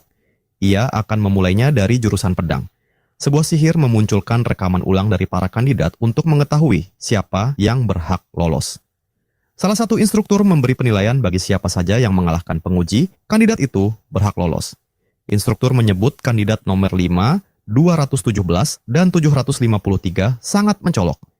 Instruktur yang lain pun setuju, dan menyebut jika ada kandidat lain, mereka tidak bisa untuk mengimbangi tempo di kelas akademi. Pria berkumis setuju, namun menanyakan apa ada yang berpikir sebaliknya. Para instruktur hanya terdiam, lalu paman berkacamata ingin membuat keputusan final. Namun sebelum itu terjadi, Profesor Ariel menanyakan pendapat mereka tentang kandidat nomor 513. Mereka lalu melihat rekaman ulang kandidat itu. Bagi mereka, anak itu memang benar akan menang, namun dia hanyalah mengandalkan jebakan, dan itu akan sulit untuknya. Pria berkumis menyebut tekniknya bagus, namun kekuatannya kurang. Lalu para instruktur menyimpulkan kandidat itu tidak layak untuk lolos. Profesor Ariel hanya tersenyum, dan dalam hatinya, mereka hanya melihat kulitnya, tapi tidak satupun yang sadar dengan bakatnya. Keesokan harinya, tepat di depan jam gadang, semua kandidat berkumpul. Gray memegang kertas nomor ujiannya, sambil mendengarkan pengumuman 6 orang yang lolos dari jurusan pedang. Kandidat nomor 5 dan 217, kandidat nomor 432 dan 615, kandidat nomor 753 dan 925. Saat nomornya tidak dipanggil, Gray hanya terdiam terkejut. Instruktur itu menyebut bagi yang lolos untuk segera menyelesaikan pendaftaran berikutnya. Dan saat Gray mulai putus asa karena tahu ia tidak lolos, instruktur menyebutkan satu nomor lagi untuk penerimaan khusus Divine Eye. Nomor itu adalah 513, yang merupakan nomor milik Gray. Di saat Gray mempertanyakan keberhasilannya, semua orang meremehkan jalur penerimaan tersebut. Menyebut jalur itu kandidat yang diloloskan dari belakang. Penduduk menyebut kandidat Divine Eye seperti Amy White, Bella Albright, Jacob Bloom, dan Leka Muller, semuanya terlihat lemah dan tak berguna. Namun Gray teringat sesuatu hal, nama-nama yang disebutkan para penduduk. Mereka ialah kekuatan utama saat melawan likuidator di kehidupan masa lalunya. Dan sekarang, Gray menyadari namanya akan disamakan seperti mereka. Acara penyambutan kandidat baru akan dimulai di depan kantor utama. Semua kandidat memakai seragam akademi. Pihak penyelenggara mendatangi mereka, meminta maaf karena acara baru akan dimulai sebentar lagi. Ia meminta para siswa untuk mundur dan sedikit menjauh. Lalu penyelenggara meletakkan tangannya ke lantai, kemudian mengucapkan sihir. Seketika lingkaran sihir pemanggilan tercipta, pentas dan tempat duduk untuk para siswa seketika siap untuk acara penobatan siswa baru. Para siswa hanya terkejut melihat bangunan megah yang tercipta. Penyelenggara mempersilahkan para siswa untuk memilih tempat duduk yang mereka mau. Siswa masih terkejut dengan sihir perpindahan bangunan yang mereka lihat. Gray pun berpikir jika akademi ingin memberi sambutan yang meriah dengan teleportation magic. Dengan tersenyum kini, ia menyadari salah satu bentuk kekuatan dari World Union Academy. Salah satu siswa mengomentari tempat duduk yang disediakan terlalu berlebihan untuk mereka. Temannya menjelaskan bahwa World Union Academy mengumpulkan semua siswa terbaik dari seluruh dunia, dan ia menunjuk ke atas menyatakan para siswa yang lain telah datang. Mereka datang melalui jalur udara, menggunakan balon udara dan dibantu dengan beberapa naga. Siswa itu tak bisa percaya dengan apa yang ia lihat, dan ingin tahu benda apa yang terbang di atas sana. Gray pun juga terkejut dan menyebut itu adalah Magic Airship. Ia pernah menaikinya di kehidupan masa lalunya. Kapal terbang itu merupakan yang terbesar di dunia, dan Gray tidak menyangka mereka akan memakainya untuk sebuah sambutan. Dan semua ini ada karena World Union Academy. Siswa pun satu persatu memasuki gedung, dan di saat semua siswa sudah lengkap, penyelenggara akan memulai acara sambutan. Beberapa saat setelah kepala sekolah memberi wejangannya, Gray sudah merasa bosan dengan acara ritual seperti ini. Kemudian penyelenggara memanggil siswa terbaik dari setiap jurusan untuk memberikan kata sambutan. Tiba giliran seorang pria yang merupakan siswa terbaik jurusan pedang untuk maju. Kekuatannya diperkirakan setara dengan Profesor Swordman. Ia memperkenalkan dirinya sebagai Leonhard Appias. Gray hanya memandanginya tanpa berkata-kata. Kata sambutan darinya adalah sebuah protes keras terhadap akademi. Pertama, ia sangat menghormati bagi para siswa yang masuk dengan lulus dari ujian. Ia mengajak semua siswa untuk bekerja sama dan berkontribusi besar di dunia. Ia menantikan hari itu sebagai siswa World Union Academy yang unggul. Kedua, Leonhard menganggap ada siswa yang tak layak berada di akademi. Seketika Profesor Ariel terkejut dan ia menjelaskan semua siswa telah melakukan banyak tes, rasanya tak pantas untuk tidak menganggap mereka. Lalu Profesor Ariel ingin tahu alasan dari perkataan Leonhard. Namun yang dimaksud Leonhard bukan para siswa yang lolos dari jalur depan. Yang ia bicarakan adalah siswa yang lolos dari jalur belakang, jalur spesial Divine Eye milik Profesor Ariel. Seketika, Leonhard berteriak memanggil siswa yang lolos dari jalur belakang untuk menunjukkan dirinya. Semua siswa berseru, tapi tak satu pun yang menunjukkan diri. Gray hanya berbisik dalam hati kenapa pria itu terlalu marah, dan ia bersyukur karena Leonhard sebelumnya tak melihat dan mengenalinya. Profesor Ariel hanya tertawa melihat tingkah laku siswa baru tahun ini. Saat Leonhard masih dengan amarahnya dan meminta Profesor Ariel untuk berhenti menggunakan jalur Divine Eye, tiba-tiba Profesor Ariel sudah berada di belakangnya dan berkata, apakah Leonhard mengira dirinya lebih kuat dari anak itu? Perkataan itu membuat semua orang terkejut. Leonhard membalikkan tubuhnya untuk menatap Profesor Ariel. Dengan emosi ia menjawab bahwa dirinya tentu lebih kuat. Dengan tertawa Profesor Ariel kemudian mengajak taruhan. Ia akan meninggalkan pekerjaannya sebagai profesor dan anak itu juga akan dikeluarkan sebagai taruhannya. Gray terkejut mendengar namanya dijadikan bahan taruhan. Leonhard lalu menanyakan apakah mereka akan bertarung untuk menentukan pemenang dari taruhan. Profesor Ariel menganggap itu berlebihan. Bahkan jika mereka bertarung, Leonhard bukanlah lawan yang sepadan untuk anak itu. Leonhard mulai merasa geram dan menuduh Profesor Ariel sedang memprovokasinya. Namun pernyataan Profesor Ariel memang benar, tapi ia memilih pertarungan antara Leonhard melawan monster. Ia juga mengetahui bahwa Leonhard lebih jago melawan monster daripada manusia. Profesor Ariel memberitahu untuk membunuh monster yang ia pilih sebagai target. Peraturannya sederhana, di setiap babak, target monsternya akan menjadi lebih kuat. Siapapun yang tidak bisa lagi mengalahkan monster, dialah yang kalah. Jika anak itu kalah, Profesor Ariel akan mengundurkan diri sebagai profesor. Namun, jika Leonhard yang kalah, Leonhard harus mengikuti apapun yang Profesor Ariel katakan. Apakah kesepakatan ini cukup adil? Namun, Leonhard ingin tahu lebih dulu monster apa yang harus ia kalahkan. Profesor Ariel menyebut monster itu ialah sang Jenderal Ogre. Lalu, Profesor mengejek, apakah monster itu terlalu mudah bagi Leonhard? Suara hentakan meja menjawab ejekan itu. Leonhard menjelaskan bahwa monster itu tidak bisa dibunuh seorang diri. Profesor Ariel tahu itu, dan ia memberi waktu selama 1 tahun untuk berlatih. Namun Leonhard tetap menolaknya, dan meminta target monster yang lebih realistis. Seketika ia sadar akan sesuatu, dengan senyuman Leonhard mengerti maksud Profesor Ariel, dirinya sengaja memilih monster yang tidak bisa ia kalahkan, supaya bisa diakhiri tanpa pemenang yang jelas. Lalu Profesor Ariel menambahkan jika hasil pertarungan seri, Leonhard yang jadi pemenang. Dan dengan kata lain, jika anak itu gagal, ia akan otomatis dipecat dan semua siswa dari jalur Divine Eye akan dikeluarkan. Leonhard menyebut Profesor Ariel begitu gila dengan taruhannya. Seketika, Profesor Ariel menganggap tidak ada penolakan lain dari Leonhard. Lalu ia mengeluarkan kontrak sihir, untuk semua detailnya sudah ia cantumkan di kontrak dan jika tidak ada masalah lain, bisa segera disetujui.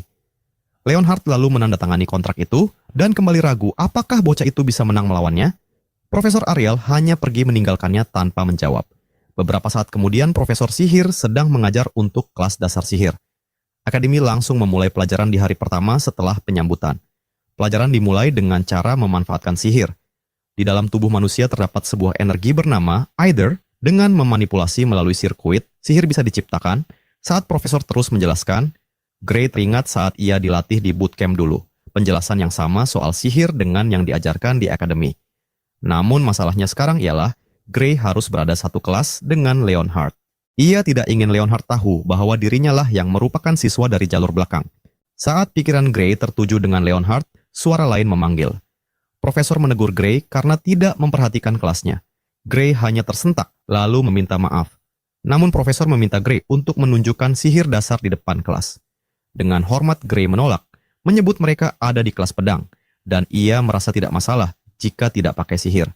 Tapi Profesor membantahnya dengan menyebut mempelajari sihir dasar sangat penting agar bisa berkoordinasi dengan penyihir saat pertempuran. Lalu Gray bertanya, apakah mantra yang akan mereka pelajari adalah Aether Bullet? Profesor langsung meminta Gray untuk menunjukkannya. Gray merasa bersyukur karena berlatih di bootcamp ada gunanya. Tapi Profesor mempunyai rencana lain. Ia menunjuk Leonhard sebagai lawan tanding bagi Gray. Dalam pemikiran Profesor dengan sihir sekelas Aether Bullet, mereka tidak akan ada yang mati. Lalu salah satu siswa menyebut Gray adalah siswa jalur Divine Eye tahun ini. Kata-kata itu membuat seluruh siswa melihat ke arahnya. Gray hanya cemas tak bisa mengelak lagi. Profesor pun tertawa karena rencananya akan berhasil. Leonhard yang mengetahui hal itu mulai merasa emosi. Dan ia akan menunjukkan tempat macam apa akademi ini. Dan ia menyuruh Gray untuk turun menghadapinya. Saat mereka telah berhadapan di depan kelas, profesor memberi aba-aba untuk memulai.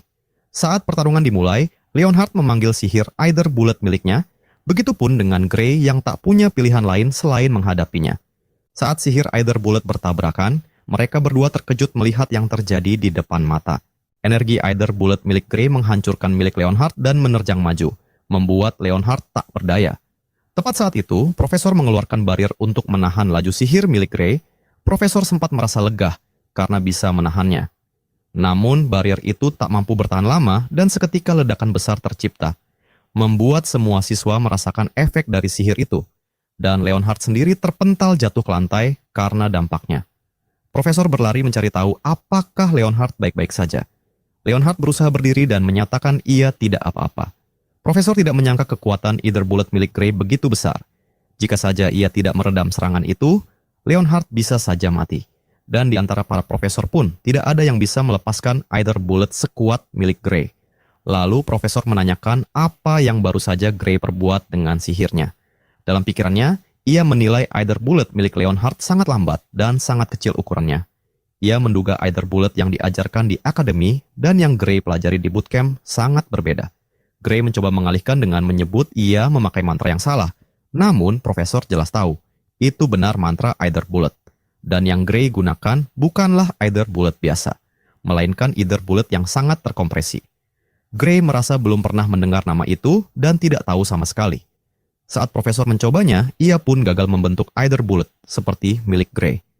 Para siswa lainnya juga pertama kali melihat sihir itu, dan sekarang mereka tahu kualitas siswa dari jalur Divine Eye.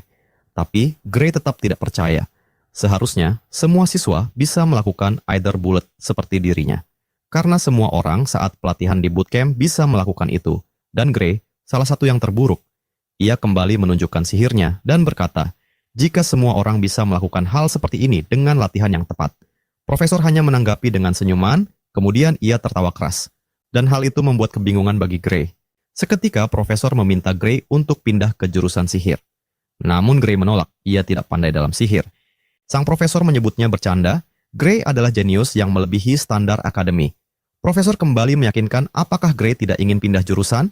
Semua siswa heran dengan profesor yang jarang memberi pujian, kini terlihat tertarik dengan siswa baru. Gray teringat perkataan profesor tentang teknik kompresi Either.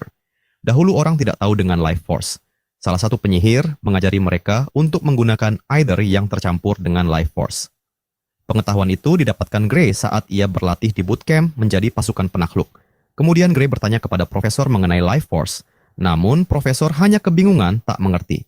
Gray menyimpulkan bahwa profesor tidak mengetahuinya. Dan semua yang ia pelajari di tim penakluk adalah pelajaran dari masa depan.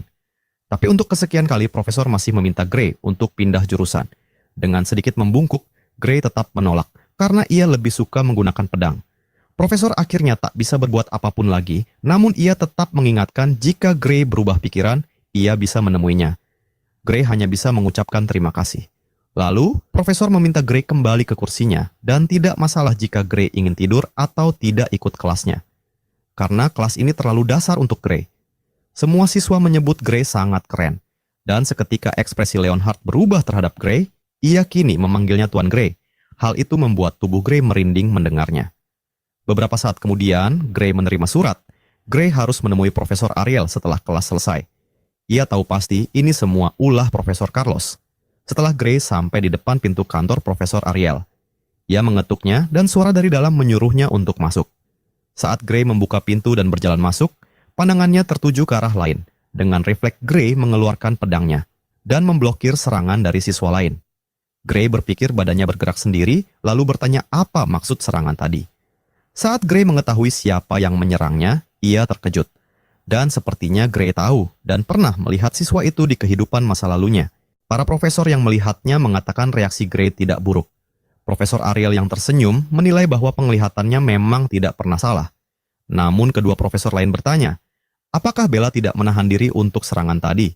Ternyata yang diduga Gray benar, siswa itu ialah sang penyihir Bella Albright. Profesor Ariel menyela kedua profesor lain jika mereka tidak bisa membedakan antara menahan diri atau tidak. Sebaiknya mereka berhenti jadi profesor, namun profesor itu menyangkal bahwa mereka sedang bercanda. Kemudian ia memberi beberapa koin emas dan membuat Gray bertanya, Apa yang sedang mereka lakukan? Profesor Ariel mengatakan mereka sedang bertaruh pada Gray. Bisakah Gray menangkis serangan dari Bella atau tidak? Lalu memberikan bagian Gray karena ia telah membuat Profesor Ariel banyak uang. Gray terkejut melihat sebuah koin emas karena itu sangat bernilai tinggi. Profesor berkumis tetap mengomentari serangan tadi. Kelihatannya Gray sengaja tidak menggunakan tangan dominannya. Bahkan terlihat seperti Gray ingin melindungi tangan itu. Lalu Profesor berkumis menyimpulkan tangan itu sepertinya cedera. Saat ia melihat lebih dekat, cedera itu sepertinya lebih dalam dari sekadar luka biasa. Gray terkejut ketika para profesor mengetahui hal itu hanya dengan melihatnya. Dengan santai para profesor menyebut jika tidak bisa tahu sebanyak itu, mereka tidak akan jadi profesor. Karena mereka sudah tahu, Profesor Ariel meminta mereka untuk pergi. Lalu kedua profesor itu mengakui Gray untuk sekarang. Namun, jika luka itu tidak sembuh, Gray dinyatakan gagal dalam standar pendaftaran akademi. Profesor itu memperingatkan Gray untuk mengingat perkataannya. Saat para pengganggu itu telah pergi, Profesor Ariel meminta untuk membahas soal sihir. Profesor Ariel mengetahui tentang Gray yang bisa menggunakan Aether Super terkompresi. Profesor Carlos memintanya untuk mengirim Gray ke jurusan sihir, tentu saja ia menolaknya. Bagi Profesor Ariel, Gray sangat cocok untuk menghunuskan pedang. Gray menilai mata Profesor Ariel sangat berbeda. Lalu Gray menyetujui pendapatnya tentang memilih pedang. Profesor Ariel meminta Gray untuk memberitahu trik yang ia gunakan dan ia akan memberi Gray imbalan. Ia harus tahu bagaimana Gray menggunakan Aether terkompresi demi gadis di sebelahnya. Gadis itu memang jenius dalam teori sihir, namun jauh dari kata terbaik dalam menggunakannya. Untuk suatu alasan tertentu, Bella tidak bisa menciptakan Aether Super terkompresi hingga sekarang. Namun dari penjelasan Profesor Carlos, Gray dapat menggunakan sihir itu dengan mudah. Jika memang ada triknya, Bella tidak harus dikirimkan ke Profesor Bradley. Saat Gray mendengar nama profesor itu, ia tersentak kaget, lalu bertanya, apakah Profesor Balian Bradley yang dimaksud? Profesor Ariel sepertinya tahu bahwa Gray mengenalnya, karena bagi Gray profesor itu sangat terkenal, dan juga ia telah memimpin berbagai eksperimen dari manusia. Lalu membunuh banyak manusia dalam prosesnya, dan juga ia telah menyebabkan bencana sihir atas kematian ribuan orang. Balian Bradley adalah penjahat sihir paling parah dalam sejarah.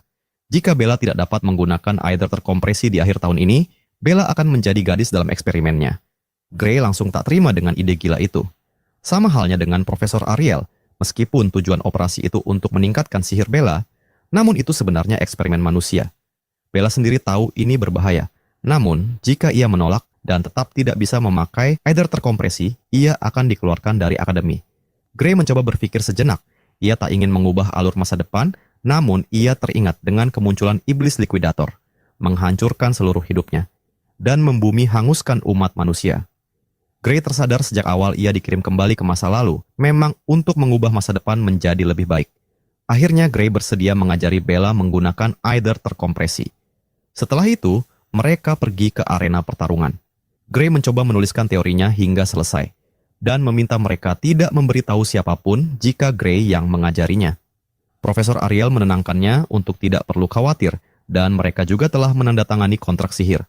Lalu Gray meminta pendapat mereka tentang teori sihirnya. Melihat yang Gray tulis saja sudah membuat kepala Profesor Ariel ingin meledak. Berbeda bagi Bella, ia memahaminya dengan jelas, seperti melihat kelas sihir dari ratusan tahun di masa depan. Profesor Ariel bertanya kepada Bella, apakah semua yang ditulis Gray benar? Menurut Bella, semuanya benar. Tidak ada yang melanggar teori sihir saat ini. Dan satu cara untuk membuktikan semua teori Gray adalah dengan mencobanya.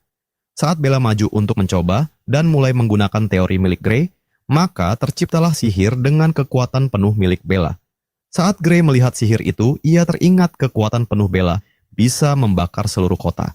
Dan Bella tidak bisa mengontrol kekuatan sihirnya dengan benar. Saat Bella terus menggunakan sihir itu sampai di titik puncaknya, Gray sudah terlambat untuk menghentikannya. Seketika ledakan api besar menjulang tinggi hingga langit. Namun ternyata kekuatan besar itu bisa dikendalikan oleh Bella. Sedetik sebelum ledakan itu mengenai Gray. Bella terlihat senang karena ia telah berhasil menggunakan Aether terkompresi dan juga mengendalikan sihir itu hingga membentuk sihir naga api. Untuk pertama kalinya Bella merasa senang dengan pencapaiannya.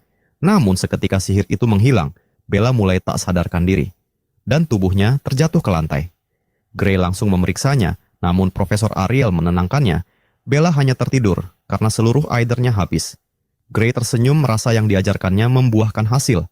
Begitupun dengan Profesor Ariel yang kagum dengan teori Gray yang bisa langsung membangkitkan kekuatan sihir sebesar itu. Kemudian, Profesor Ariel akan menyampaikan kepada Bradley untuk membatalkan pengiriman Bella. Dengan begitu, Bella akan menghindari operasi dan tidak kehilangan kemampuan mengendalikan sihirnya. Profesor Ariel menjelaskan operasi itu bisa meningkatkan output sihir, namun mengorbankan kemampuan kontrolnya. Ternyata Gray baru tahu inilah alasannya kenapa Bella di masa depan tidak dapat mengendalikan kekuatannya. Dengan Bella berhasil membangkitkan sihirnya, syarat dalam kontrak telah terpenuhi. Dan kini saatnya Profesor Ariel memenuhi bagiannya. Ia ingin menggunakan sihir untuk lengan kanan milik Gray. Dari tangannya sihir pemulihan tercipta, lalu menyalurkan ke lengan Gray, hingga beberapa saat sampai sihir itu bekerja dengan maksimal. Ketika selesai, Gray mencoba menggerakkan lengannya. Gray terkejut karena kini ia bisa menggunakan lengan itu kembali, dan berterima kasih. Profesor Ariel meminta Gray untuk mengayunkan pedangnya dan memastikan. Pertama Gray mencoba menebas biasa, lalu mencoba menggunakan tekniknya. Setelah beberapa saat, Gray merasakan lengannya tidak sefleksibel dulu. Profesor Ariel menjelaskan ia telah memulihkan sarafnya, tapi tidak dengan jiwanya. Ilmu sihir modern memang belum membuktikan eksistensi jiwa, tapi ia yakin jiwa itu ada, karena Profesor Ariel bisa melihat dengan matanya. Jiwa Gray sedang berusaha memulihkan diri. Selama Gray tidak terlalu memaksakan diri, jiwanya akan pulih sendiri. Lalu Gray bertanya, apakah ia harus berhenti sementara berlatih pedang? Tidak perlu, yang ingin Profesor Ariel ketahui adalah jenis ilmu pedang apa yang bisa melukai jiwanya. Profesor Ariel menyebut ada contoh ilmu pedang yang menggunakan jiwa untuk menggerakkan pedang, yaitu ilmu pedang milik Amy White, dan Gray pasti mengenal orang itu. Gray terkejut bahwa Profesor Ariel mengetahui semuanya. Profesor Ariel dapat melihat dari cara Gray memegang pedang, terasa seperti gaya Amy White. Meskipun sekilas sedikit berbeda, namun orang yang melatih Gray pasti lebih mahir dari Amy White. Gray mengalihkan topik, ia menyebut berlatih pedang di dojo kampungnya. Dan bertanya, apakah jiwa bisa terluka karena ilmu pedang? Menurut Profesor Ariel, ilmu pedang yang bisa melukai jiwa bukanlah ilmu pedang biasa. Tidak mungkin teknik biasa dapat mengalahkan Jenderal Ogre dalam satu ayunan. Belum lagi ilmu pedang itu menebas ogre lain dan pohon di sekitarnya. Profesor Ariel sudah mengetahui jika Gray lah yang membunuh Jenderal Ogre. Dan ia telah melihat tempat pertarungan dan hasilnya sungguh mengejutkan. Ia menunjuk Gray dan mengatakan, Gray telah memakai kekuatan misterius yang ada dalam dirinya. Gray lalu bertanya, apakah Profesor Ariel bisa melihatnya dengan mata itu? Profesor Ariel bisa melihat kekuatan itu keluar dari balik pintu yang dirantai. Gray makin terkejut mendengar Profesor Ariel pun bisa melihat keberadaan pintu yang dirantai itu. Dan kini Gray tahu bahwa mata Profesor bisa melihat segalanya. Namun, Profesor Ariel juga pernah melihat kekuatan yang auranya mirip seperti milik Gray. Meski ia tidak yakin mereka itu manusia atau bukan, Profesor Ariel menyebutnya The Liquidator, dan itulah sebutan untuk mereka. Saat Profesor Ariel melihat ekspresi Gray, ia pun tahu jika Gray sudah pernah mendengar nama itu. Dan kini Gray bertanya-tanya kenapa nama itu bisa muncul di masa sekarang. Profesor Ariel ingin tahu seberapa banyak Gray mengetahui tentang Liquidator. Gray hanya tahu jika dia sangat berbahaya bagi kehidupan manusia. Liquidator harus dihentikan bahkan sebelum ada pergerakan. Jika tidak bisa, dia harus dihancurkan dengan cara apapun. Profesor Ariel setuju jika Liquidator berbahaya, bahkan Bradley ingin terus melanjutkan eksperimennya. Gray mencari tahu apa hubungannya dengan Bradley. Profesor Ariel jelas menyebut Liquidator adalah makhluk yang dia ingin panggil. Gray seakan tak percaya bahwa Liquidator adalah buatan manusia. Bahkan di kehidupan akademinya dulu, mereka bertindak seakan tahu di mana Liquidator akan muncul. Sesaat Gray tersadar akan sesuatu. Apakah World Union Academy ada hubungannya dengan Liquidator? Gray meminta untuk menghentikan eksperimen itu, walaupun Profesor Ariel setuju, namun ia tidak punya hak untuk menghentikan Bradley dan eksperimennya. Begitupun meminta bantuan dari atasan, mereka tidak mendengarkannya sama sekali, kecuali ada perintah langsung dari para atasan. Gray berpikir memimpin akademi lebih rumit dari yang ia kira. Namun ia teringat satu hal. Jika Bradley seorang kriminal, apakah ada sesuatu yang berubah? Di kehidupan Gray sebelumnya, eksperimen Bradley membunuh puluhan ribu orang. Gray tahu kemana Bradley membawa korbannya, dan ia tahu di mana Bradley melakukan eksperimennya. Tapi Profesor Ariel memberitahu cara itu tidak bekerja. Memasuki fasilitas penelitian tanpa izin merupakan kejahatan. Jika mereka tidak punya bukti yang kuat, merekalah yang akan dipenjara. Dan jika Gray saat ini tidak punya bukti itu, mereka harus tinggalkan urusan ini untuk sementara. Mereka kini beralih ke topik lain, Profesor Ariel bertanya apakah Gray ingin mengontrol kekuatannya. Gray menjawab tentu saja, dan apakah Profesor Ariel bisa membantunya. Ia akan mengenalkan salah satu profesor yang ahli dalam mengendalikan kekuatan asing. Ia adalah Heathcote Longfellow. Gray tak menyangka dia akan dilatih oleh seseorang yang melatih Sword Saint di kehidupan lamanya. Profesor Ariel pun akan mengatur latihan secara privat dengannya mulai besok. Gray dengan senang berterima kasih. Dan alasan sebenarnya ia masuk ke akademi adalah untuk melatih kekuatannya. Keesokan harinya, pelatihan pun telah dimulai. Mereka berdua memulainya dengan terus berlari tanpa henti. Fellow merasakan pikiran Gray masih kacau, karena itu mereka harus terus berlari. Fellow memberitahu, setelah Gray mengerahkan semua kekuatan fisiknya, soul power-nya akan bangkit. Selama Gray masih punya stamina, mereka tidak akan pernah menyentuh pedang. Awalnya keyakinan untuk berlari dimiliki oleh Gray, hingga akhirnya ia bertanya pada dirinya, apakah perlu melakukan semua ini? Setelah melakukan latihan selama seminggu, Profesor Ariel bertanya progresnya. Gray hanya menjawab mereka lebih banyak melakukan lari daripada melakukan latihan. Dengan tersenyum, Profesor Ariel menanggapi begitulah caranya Fellow melatih. Tiba-tiba seorang staf masuk, memberikan sebuah surat untuk Profesor Ariel. Saat ia membaca surat itu, ekspresinya langsung berubah. Gray menanyakan ada apa dengan surat itu. Ketika ia melihat dan membacanya, surat itu berisi tentang sihir yang digunakan Bella. Bradley menyebut kemampuan baru Bella tidak bisa disebut super kompresi either. Dan secara tertulis, kontrak akan tetap berjalan dan pengoperasian akan dilaksanakan sesuai jadwal. Tertanda balian Bradley. Gray berteriak bahwa Bradley sudah kelewatan. Menurut Profesor Ariel, Bradley sangat menginginkan Bella untuk dioperasi. Kontraknya sangat ketat jika ingin menghentikannya, kecuali Bradley sendiri yang menghindarinya. Kini Bella hanya memiliki dua opsi, diusir atau dioperasi. Namun saat Gray hanya bisa terdiam, Profesor Ariel menghentakkan meja dan meminta bantuan Gray. Beritahu di mana laboratorium Bradley, dan jika mereka bisa mengungkap Bradley sebagai penjahat, kontrak bisa dibatalkan. Akhirnya Gray lega dan berkata, bukankah Profesor Ariel bilang akan berbahaya jika tanpa bukti? Dengan mengandalkan Gray, mereka akan menemukan bukti itu. Lebih tepatnya, Profesor Ariel telah percaya pada Gray. Matanya memberitahu bahwa semua yang Gray bicarakan adalah tentang kebenaran dunia ini. Dari informasi kehidupan masa lalunya, keberadaan laboratorium milik Bradley ada di Gunung Desa Torwell. Desa itu mengingatkan Profesor Ariel jika Bradley memang benar mempunyai laboratorium resmi akademi. Lalu Gray ingin tahu apakah Bradley melakukan hal ilegal di sana? Profesor Ariel membenarkannya karena tempat itu sangat cocok untuk melakukan eksperimen dan tidak akan ada yang mencurigainya. Dan ditambah lagi tidak ada satupun profesor di akademi yang mempunyai kewenangan untuk memeriksanya. Namun justru itulah tujuan mereka menyusup, untuk menemukan bukti kriminalnya. Sesaat kemudian suara ketukan dari Bella terdengar, ia datang dengan wajah cemas membawa sebuah surat. Surat itu diambil langsung oleh Profesor Ariel. Ia mengetahui isinya dan ia akan segera menyelesaikan urusan tersebut. Tapi mereka mencemaskan apa yang akan dilakukan Profesor Ariel. Bella tidak ingin jika Profesor Ariel melawan Bradley sendirian demi dirinya. Tapi Profesor Ariel hanya menanggapi dengan senyum kecil, karena dirinya sendiri sudah cukup untuk melawan Bradley. Kepercayaan diri Profesor Ariel masih membuat kedua muridnya khawatir. Lalu Gray menahan kepergiannya dan meminta izin untuk ikut. Begitupun dengan Bella yang memaksa ikut juga karena merasa semua ini adalah masalahnya. Namun Profesor Ariel menolak mereka, menyebut musuh yang akan dihadapi merupakan profesor akademi dan orang sinting yang melakukan eksperimen manusia. Ia tidak ingin muridnya tertangkap dan dijadikan salah satu eksperimennya.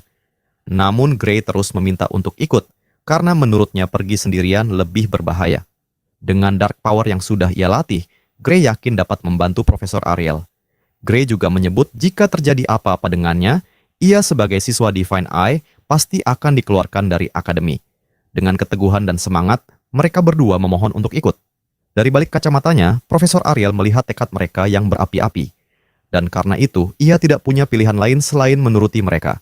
Namun, Profesor Ariel memberikan sebuah syarat kepada Gray dan Bella. Jika sesuatu yang buruk terjadi, mereka harus mengutamakan keselamatan. Dan mereka pun menyetujui syarat itu, lalu bersiap pergi. Di tengah malam, mereka sampai di sebuah bangunan. Dari semak-semak mereka mencoba melihat situasi sekitar. Dan memastikan apakah bangunan itu yang mereka tuju.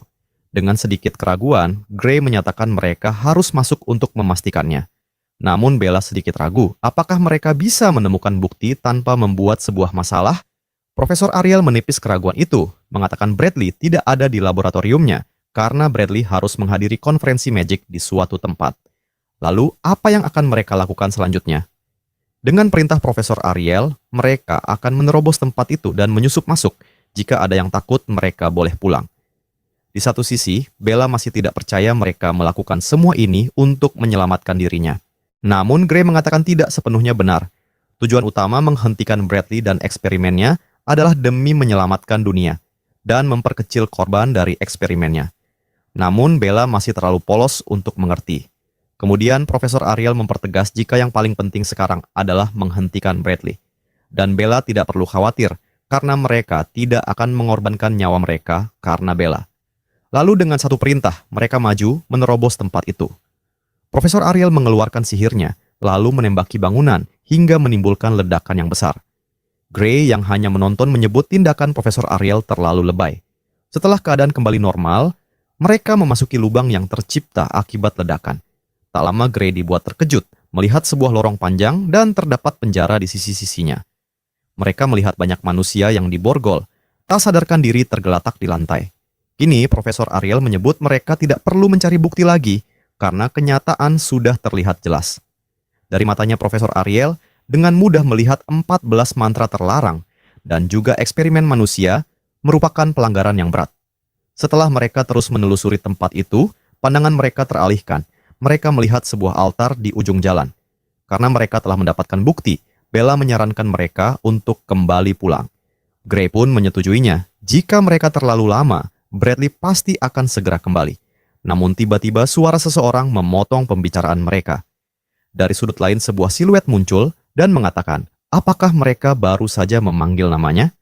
Dengan sedikit cemas, Profesor Ariel menanyakan, ada apa dengan konferensi Magic-mu Bradley? Mereka kini merasa tidak percaya mengapa Bradley ada di tempat itu. Bradley telah mengirim utusannya untuk konferensi Magic, dan kini ia punya eksperimen penting yang harus dilakukannya. Profesor Ariel bertanya tentang eksperimen itu, kini Bradley berhasil mendapat material baru. Ia ingin menggunakannya selagi masih segar. Tetapi, setelah kedatangan mereka bertiga, Bradley berubah pikiran.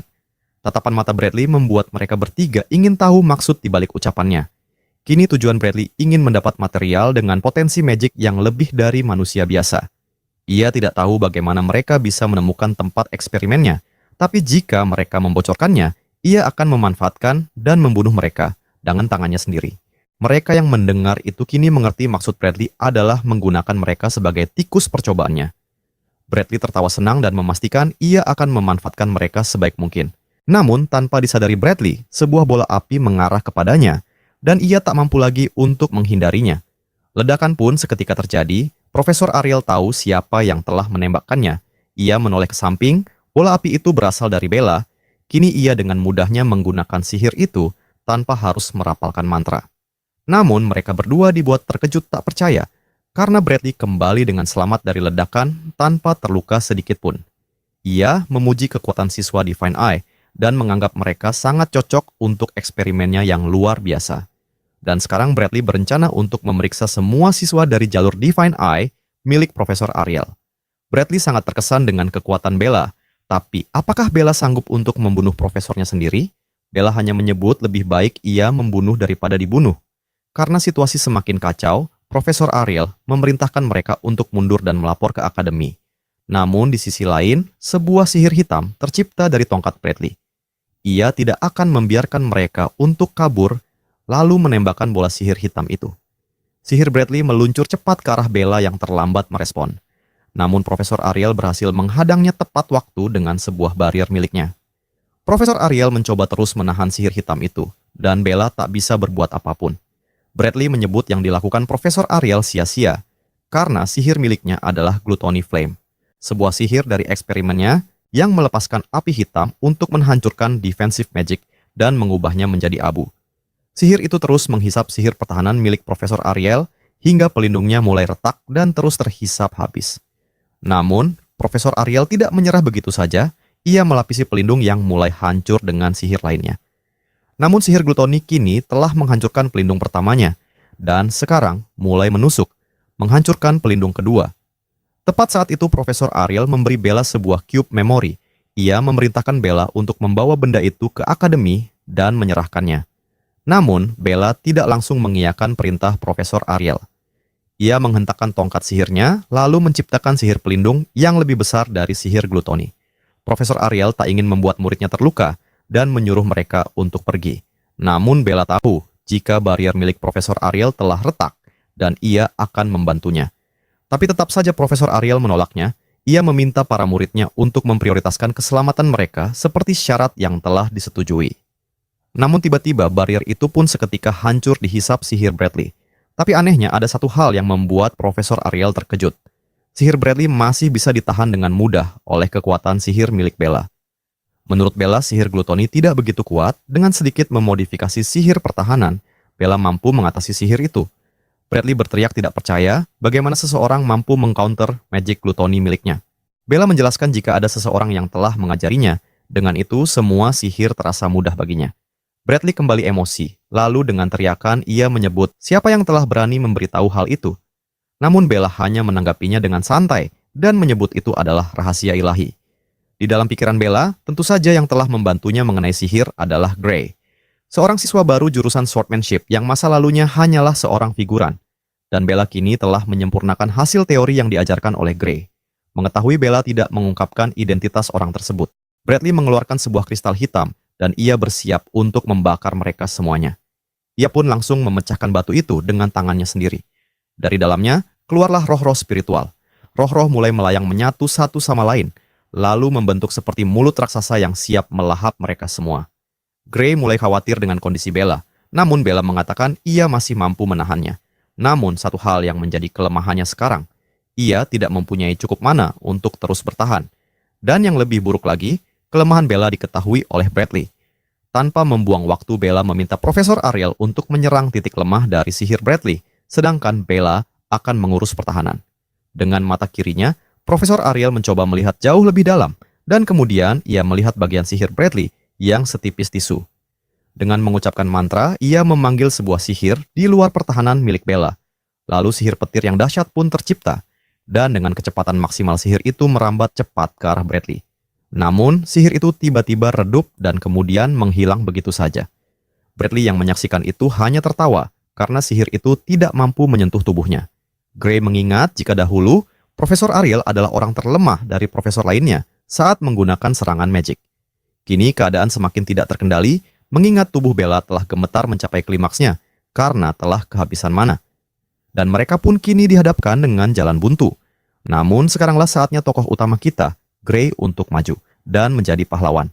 Bella ingin tahu apa sebenarnya rencana Gray? Bukankah pedangnya tidak bisa menyentuh tubuh lawannya?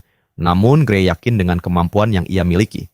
Profesor Ariel tetap memperingati, jika Gray melakukan teknik Dark Power, kemungkinan lengannya tidak bisa digunakan untuk selamanya. Tapi, Gray tidak kenal takut atas konsekuensi yang akan ia hadapi. Dengan kuda-kuda tempurnya, ia bersiap untuk menerjang maju. Seketika sebuah cahaya menembus sihir api hitam milik Bradley. Dan dari kacamatanya, muncullah sosok Gray yang telah melompat menyerang. Dan dengan satu tebasan Dark Power, Gray telah memutuskan kepala Bradley dengan mudahnya. Dengan teknik itu, ia mengakhiri musuh yang dikira keras, tapi kenyataannya hanya kertas. Setelah acara pemutusan batang leher Bradley berakhir, Bella yang menyaksikan kekuatan Gray terpaku membisu, tak mempercayai ia mengalahkan Profesor Bradley hanya dengan satu tebasan saja. Begitupun Profesor Ariel yang kagum karena akhirnya ia bisa melihat sendiri Dark Power dengan kedua matanya. Tebasan itu juga membuat seluruh penjara di laboratorium itu terbelah. Dan tidak cukup sampai di situ saja, Bella juga merasakan sesuatu jatuh, dan seketika langit-langit tempat itu mulai runtuh.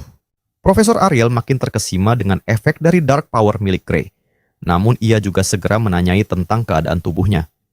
Gray kini merasakan sakit pada lengan kanannya, namun ia masih mampu menggerakkannya dan mengambil pedangnya kembali. Dengan itu Profesor Ariel menilai jika latihan yang Gray lakukan membuahkan hasil. Lalu Gray teringat jika tubuhnya yang dulu menggunakan teknik ini, pastinya ia akan pingsan tak sadarkan diri selama 5 hari. Tapi sekarang semuanya jauh berbeda. Latihan dan semua saran yang ia terima dari Profesor Fellow benar-benar berguna. Meskipun bagi Profesor Ariel kekuatan Gray sangat dahsyat, ia tetap masih khawatir. Namun Profesor Ariel tidak lupa berterima kasih dan juga meminta maaf karena telah memaksakan Gray menggunakan Dark Power. Tapi Gray hanya malu-malu mendengar pujian itu. Profesor Ariel juga menegaskan untuk tidak menggunakan Dark Power sementara waktu, Jika Gray terus melanggarnya, jangankan untuk menguasai Dark Power. Untuk menggerakkan lengannya pun, Gray tidak akan mampu lagi. Ekspresi Gray seketika berubah mendengar penjelasan itu, namun seketika juga Gray mampu untuk mengerti. Lamunan Gray lalu dihentikan ketika Bella memanggilnya dan menanyakan sihir apa yang baru saja Gray lakukan. Bella juga menduga jika tidak ada magic yang kekuatannya sebesar itu, dan ia pun mustahil mampu menciptakannya. Profesor Ariel lalu meminta maaf tidak bisa menjelaskannya kepada Bella. Ia juga memintanya untuk merahasiakan apa yang ia lihat. Jika Bella tidak mampu untuk melakukan perintahnya, maka dengan paksa Profesor Ariel akan menghapus ingatannya mengenai tempat ini. Bella pun mengiyakan perintah itu dengan sedikit terbata-bata. Kemudian mereka berdua membuat kontrak sihir yang ditandatangani kedua pihak supaya tidak adanya pengkhianatan. Beberapa saat kemudian, mereka pun memutuskan untuk menyelamatkan para korban yang dibuat pingsan dengan sihir. Profesor Ariel pun menyarankan agar semua korban dibawa ke pusat pengobatan akademi. Dan dengan satu jentikan, semua kamar penjara dipenuhi dengan sihir perlindungan. Kini sihir itu melindungi tubuh para korban dari ancaman yang berbahaya. Setelah selesai, mereka melanjutkan investigasi seluruh tempat itu. Mereka melihat berbagai eksperimen manusia yang dibuat oleh Bradley. Semua eksperimen itu menumbalkan manusia untuk meningkatkan kemampuan magic seseorang. Namun sejauh mereka berjalan, mereka belum melihat ada tanda-tanda eksperimen mengenai Liquidator. Gray merasa ada yang aneh. Ia tahu di kehidupan masa lalunya, sebuah insiden yang menewaskan ribuan orang terjadi di sini. Lalu tiba-tiba ia teringat dengan pemicu insiden itu adalah sesuatu yang memancar dari bawah tanah. Dan kini Gray menduga jika ada sesuatu yang disembunyikan di bawah tanah. Lalu Gray mencoba berbagi informasinya dengan Profesor Ariel. Ia mencoba berpikir dan melihat ke sebagian permukaan lantai dan meneliti dengan matanya, namun tidak menemukan apapun yang aneh. Tapi setelah ia terus mencoba, matanya melihat sesuatu. Ia kemudian berjalan mendekati temuan itu, lalu mencoba memperhatikan lebih dekat lagi. Dari matanya ia merasakan dan melihat jejak sihir teleportasi jarak pendek. Kemungkinan itu ruang yang dimaksud Gray. Ia pun menganalisa jaraknya sekitar 300 meter. Gray lalu meminta Profesor Ariel untuk membawa mereka menggunakan teleportasi miliknya. Dengan satu jentikan jari mungilnya, sebuah portal sihir teleportasi terbentuk. Jika ada ruang bawah tanah, teleportasinya pasti akan mengarah ke tempat itu. Setelah mereka melakukan perpindahan, mereka dibawa ke suatu tempat yang membuat mereka tak mempercayai ada tempat seperti itu. Sebuah tempat yang dipenuhi bangunan dan tidak memiliki ujung membentang di hadapan mereka. Sebuah bangunan yang tidak asing seperti di anime. Bella dan Profesor Ariel merasakan sebuah aliran aether yang besar, dan yang paling terbesar datang dari pusat bangunan. Dengan matanya, Profesor Ariel bisa melihat betapa besarnya kekuatan aether atau mana yang terpancar dari sana. Seketika Gray pun menduga jika ia tahu sumber kekuatan aether itu. Profesor Ariel pun membenarkan dugaan dari Gray. Kekuatan yang ia lihat adalah milik Liquidator. Sesaat kemudian mereka bertiga mendekati bangunan yang dianggap mereka memiliki energi seperti Liquidator. Mereka memasukinya dan melihat sebuah pintu dengan lambang Liquidator.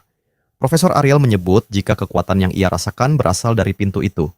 Ia mencoba memeriksanya, mengetuk, namun tidak terjadi apapun.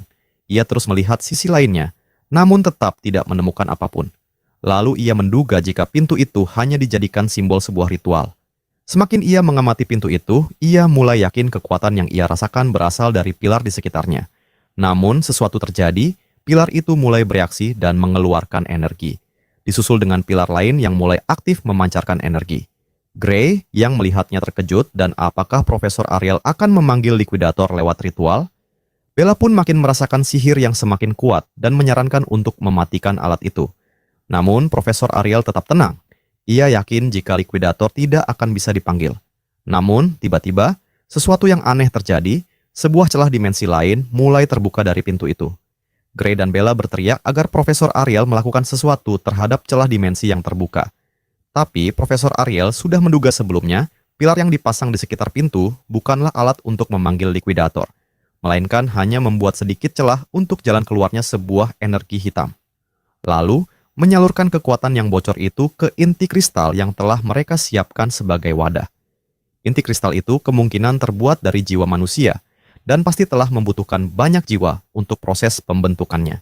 Ia juga melihat dari matanya jika orang-orang yang berada di penjara sudah dipakai sebagai bahan mentahnya. Namun Bella masih tidak mengerti kenapa Bradley bertindak sejauh ini. Profesor Ariel menjelaskan saat Bradley bertarung dan menggunakan sihir api hitam, Lalu ia juga memperkuat sihir itu dengan mengonsumsi kristal hitam. Menurut Profesor Ariel, itulah bentuk akhir kristal hitam setelah selesai dibuat. Kemungkinan tujuan Bradley adalah untuk memproduksi masal kristal hitam, lalu menyebarluaskan ke seluruh akademi atau mungkin dunia. Setelah energi hitam itu diserap, celah dimensi pun mulai menghilang. Kemudian Gray bertanya, apakah yang dilakukan Bradley bukanlah mencoba memanggil likuidator? Namun, Profesor Ariel masih meragukan hal itu. Yang ia tahu pintu pembuka celah dimensi itu hanya mendorong sampai ke batas maksimalnya. Dan mereka hanya melakukan apa yang bisa mereka kendalikan. Bella pun mengetahui jika pilar-pilar sihir itu sangat berharga dan ia belum pernah melihat sihir sebesar itu dari sebuah alat yang diciptakan manusia. Profesor Ariel membenarkannya, membuat satu pilar saja pasti membutuhkan uang yang banyak, apalagi membuat 8. Dan menurutnya, hanya ada satu organisasi yang bisa melakukannya. Lalu Bella menyebut kerajaan Disgar, namun Profesor Ariel mengatakan tidak, karena kerajaan Disgar tidak mempunyai sumber riset sihir untuk membuat ini semua. Kemudian Gray menjawab dengan dingin, organisasi itu adalah World Union Academy. Sesaat Bella terkejut dengan pernyataan Gray, namun Profesor Ariel langsung mengiyakannya. Menurutnya hanya World Union yang mampu mendukung riset sihir sebesar ini. Bella tidak percaya jika akademi yang melakukannya, baginya tugas akademi seharusnya melindungi dunia. Profesor Ariel memahami pendapat Bella, tapi tidak bisa dibantah jika tidak ada organisasi lain yang bisa melakukannya. Lalu, Gray ingin tahu apakah mereka masih bisa mempercayai semua orang di akademi? Mengingat di kehidupan masa lalunya, pasukan teratas akademi menjadi garda depan melawan likuidator. Dan mereka juga melindungi warga sampai akhir. Dan kini, Gray tidak menyangka jika akademilah musuh mereka. Menurut Profesor Ariel, ada banyak organisasi di dalam akademi. Sebagian besar bertindak untuk kemanusiaan dan tidak boleh bereksperimen yang berbahaya. Tetapi di akademi begitu banyak peneliti dan juga fasilitas canggih yang modern. Dengan kata lain, tidak ada orang yang tahu tentang dunia ini secara keseluruhan. Profesor Ariel yakin jika Bradley tidak melakukan ini semua sendirian, pasti ada dalang di balik semuanya. Namun, saat mereka mencoba menduga siapa dalang itu, Profesor Ariel tidak bisa langsung menyimpulkannya. Ia telah berada cukup lama di dalam akademi, semua orang di akademi melakukan sesuatu berkedok untuk kemanusiaan. Namun, kejujurannya masih jauh terkubur dalam. Saat mereka mencoba mencari bukti lain dan beberapa jejak komunikasi di tempat itu, seketika pandangan Profesor Ariel melihat sesuatu. Dan benar saja, saat itu juga sebuah ledakan terjadi. Bebatuan mulai menghujani Gray dan tempat itu. Kini mereka mulai terpojok. Jika bangunan itu runtuh, mereka tidak memiliki jalan keluar. Profesor Ariel yakin runtuhnya bangunan karena mekanisme pertahanan tempat ini, agar siapapun tidak bisa mendapatkan informasi secara leluasa. Bella lalu memperingati untuk segera kabur. Namun Profesor Ariel tetap tenang. Lalu ia merapalkan sihir ke lantai dan mengatakan jika Profesor Akademi tidak selemah itu untuk dibunuh dengan mudah. Mereka masuk ke dalam lingkaran sihir yang diciptakan oleh Profesor Ariel. Kemudian mereka bersiap untuk sihir pemindahan dari ruangan itu. Dan sekejap saja mereka menghilang meninggalkan tempat yang akan hancur itu. Kemudian mereka semua berpindah di depan halaman laboratorium. Tidak hanya mereka bertiga, Profesor Ariel juga membawa korban eksperimen lainnya. Bella merasa lega karena ia sempat berpikir akan mati di tempat itu. Teleportasi Profesor Ariel terasa lama karena mereka juga membawa pilar sihir sebagai bahan bukti lain. Pilar sihir itu akan diserahkan ke akademi, sehingga mereka tidak akan mendapatkan hukuman karena telah menyusup ke penelitian Profesor Bradley. Malam pun telah berlalu, dan mereka telah kembali ke akademi. Mereka dipanggil ke sebuah ruangan, lalu seseorang mengatakan jika para korban telah dirawat di Medical Wing Academy. Orang itu adalah kepala sekolah yang bernama Alexandro. Ia juga mengucapkan terima kasih telah menghentikan eksperimen ilegal Bradley. Setelah itu, Alexandro membahas tentang pilar sihir milik Bradley. Ia menyebut setiap pilar bernilai lebih dari anggaran nasional. Profesor Ariel membenarkannya, dan ia curiga tidak mungkin Bradley mampu mengumpulkannya sendiri, dan bagaimana Bradley bisa mendapatkannya. Kemudian, Alexandro menjelaskan, jika Bradley telah mencuri semua barang-barang itu, Bradley membajaknya dari 78 agen akademi. Lalu mereka semua dibasmi oleh Bradley. Pernyataan itu membuat mereka terkejut dan terpaku. Lalu Profesor Ariel menanyakan, apa semua ini ada hubungannya dengan peristiwa 15 tahun yang lalu? Alexandro mengiyakan pernyataan Profesor Ariel, dan ia menyebut orang yang bertanggung jawab atas kejadian itu adalah Blood Drinker. Gray dan Bella pun mengetahuinya sebagai organisasi kejahatan dunia terbesar, dan yang lebih mengejutkan Gray, Organisasi itu juga yang telah membunuh orang tua Bella. Alexandro juga mengatakan jika kalian menghancurkan organisasi itu, mereka akan terus muncul kembali, dan sampai saat ini tidak ada yang tahu markas mereka dan pemimpinnya. Dan organisasi Blood Drinker merupakan dalang dari 70% semua kematian yang berhubungan dengan kejahatan. Dan mungkin saja para bawahannya, atau mungkin pemimpinnya sekarang berada di dalam akademi. Tetapi akademi tidak memiliki cara untuk membedakan mereka. Meskipun ada, akademi tidak akan mengambil tindakan apapun. Pernyataan itu membuat Gray terkejut. Namun segera Profesor Ariel membenarkannya, siapapun yang memiliki bakat akan punya kesempatan untuk tumbuh lebih kuat. Tidak peduli dari keturunan mana atau jenis kelaminnya, bahkan jika mereka kriminal atau bukan, akademi akan terus dijalankan seperti itu. Bella menganggapnya aneh, bukankah jika ada kriminal, mereka harus ditangani? Alexandro setuju, tapi para petinggi akademi tidak peduli. Meskipun Alexandro kepala sekolah, namun ia hanyalah seorang bawahan. Dan ia merupakan pion yang dijadikan wajah dari akademi di atas kertas. Alexandro menambahkan jika mereka ingin tahu siapa yang memiliki kekuasaan, maka mereka harus menjadi yang paling terkuat. Semakin banyak kekuatan yang bisa dibuktikan, semakin banyak rahasia yang akan mereka temukan di akademi ini. Alexandro juga mengatakan jika kebijakan menerima penjahat merupakan keputusan seseorang yang tidak bisa ia sebutkan namanya. Namun, jika mereka bisa lebih kuat dari orang itu, mereka bisa mengubah peraturan akademi. Karena di World Union Academy, kekuatan adalah segalanya. Gray dan Bella mengepalkan lengannya dan menjadi bersemangat. Alexandro mencoba membaca situasi, menurutnya Ariel sama sekali tidak punya peluang untuk melawan Bradley. Dan berarti salah satu dari Bella atau Gray yang telah membunuh Bradley. Alexandro tertawa kecil, mengagumi siswa jalur Divine Eye, dan ia akan menantikan monster macam apa yang sedang Ariel latih. Setelah pembicaraan selesai, Gray menyusuri lorong akademi. Ia lalu memperhatikan lengannya yang masih sakit. Kemudian kembali berpikir, jalan apa yang akan ia tempuh, membunuh likuidator atau mengungkap apa yang terjadi di akademi. Namun, ia memutuskan untuk menjadi lebih kuat terlebih dahulu. Namun, seseorang menabrak dan mengalihkan perhatiannya. Gray mencoba meminta maaf, namun tiba-tiba, sebuah tendangan mengarah ke mukanya. Dengan refleks cepat, Gray berhasil menahan dengan kedua lengannya, tapi ia terseret beberapa langkah ke belakang. Gray mencoba mencari tahu apa yang terjadi, kenapa tiba-tiba anak itu menendangnya. Anak itu hanya menyebut jika Gray lebih kuat dari yang ia bayangkan. Lalu ia mengumpat Gray yang berjalan dengan seenak jidatnya, seolah tempat ini miliknya. Anak itu juga menyebut seorang Divine Eye tidak pantas berada di tempat ini. Gray mengira jika anak itu hanyalah pembenci siswa Divine Eye. Lalu ia mengajak anak itu untuk bertarung. Namun saat anak itu ingin menyetujuinya, ia menyebut ada seseorang telah datang yang akan menjadi pengganggu. Lalu anak itu berbalik dan meninggalkan Gray. Dalam hatinya ia murka, karena rencananya untuk bertarung gagal. Namun, sambil ia melukai dirinya sendiri, ia berjanji akan mengirim orang lain pada Gray untuk memberinya pelajaran.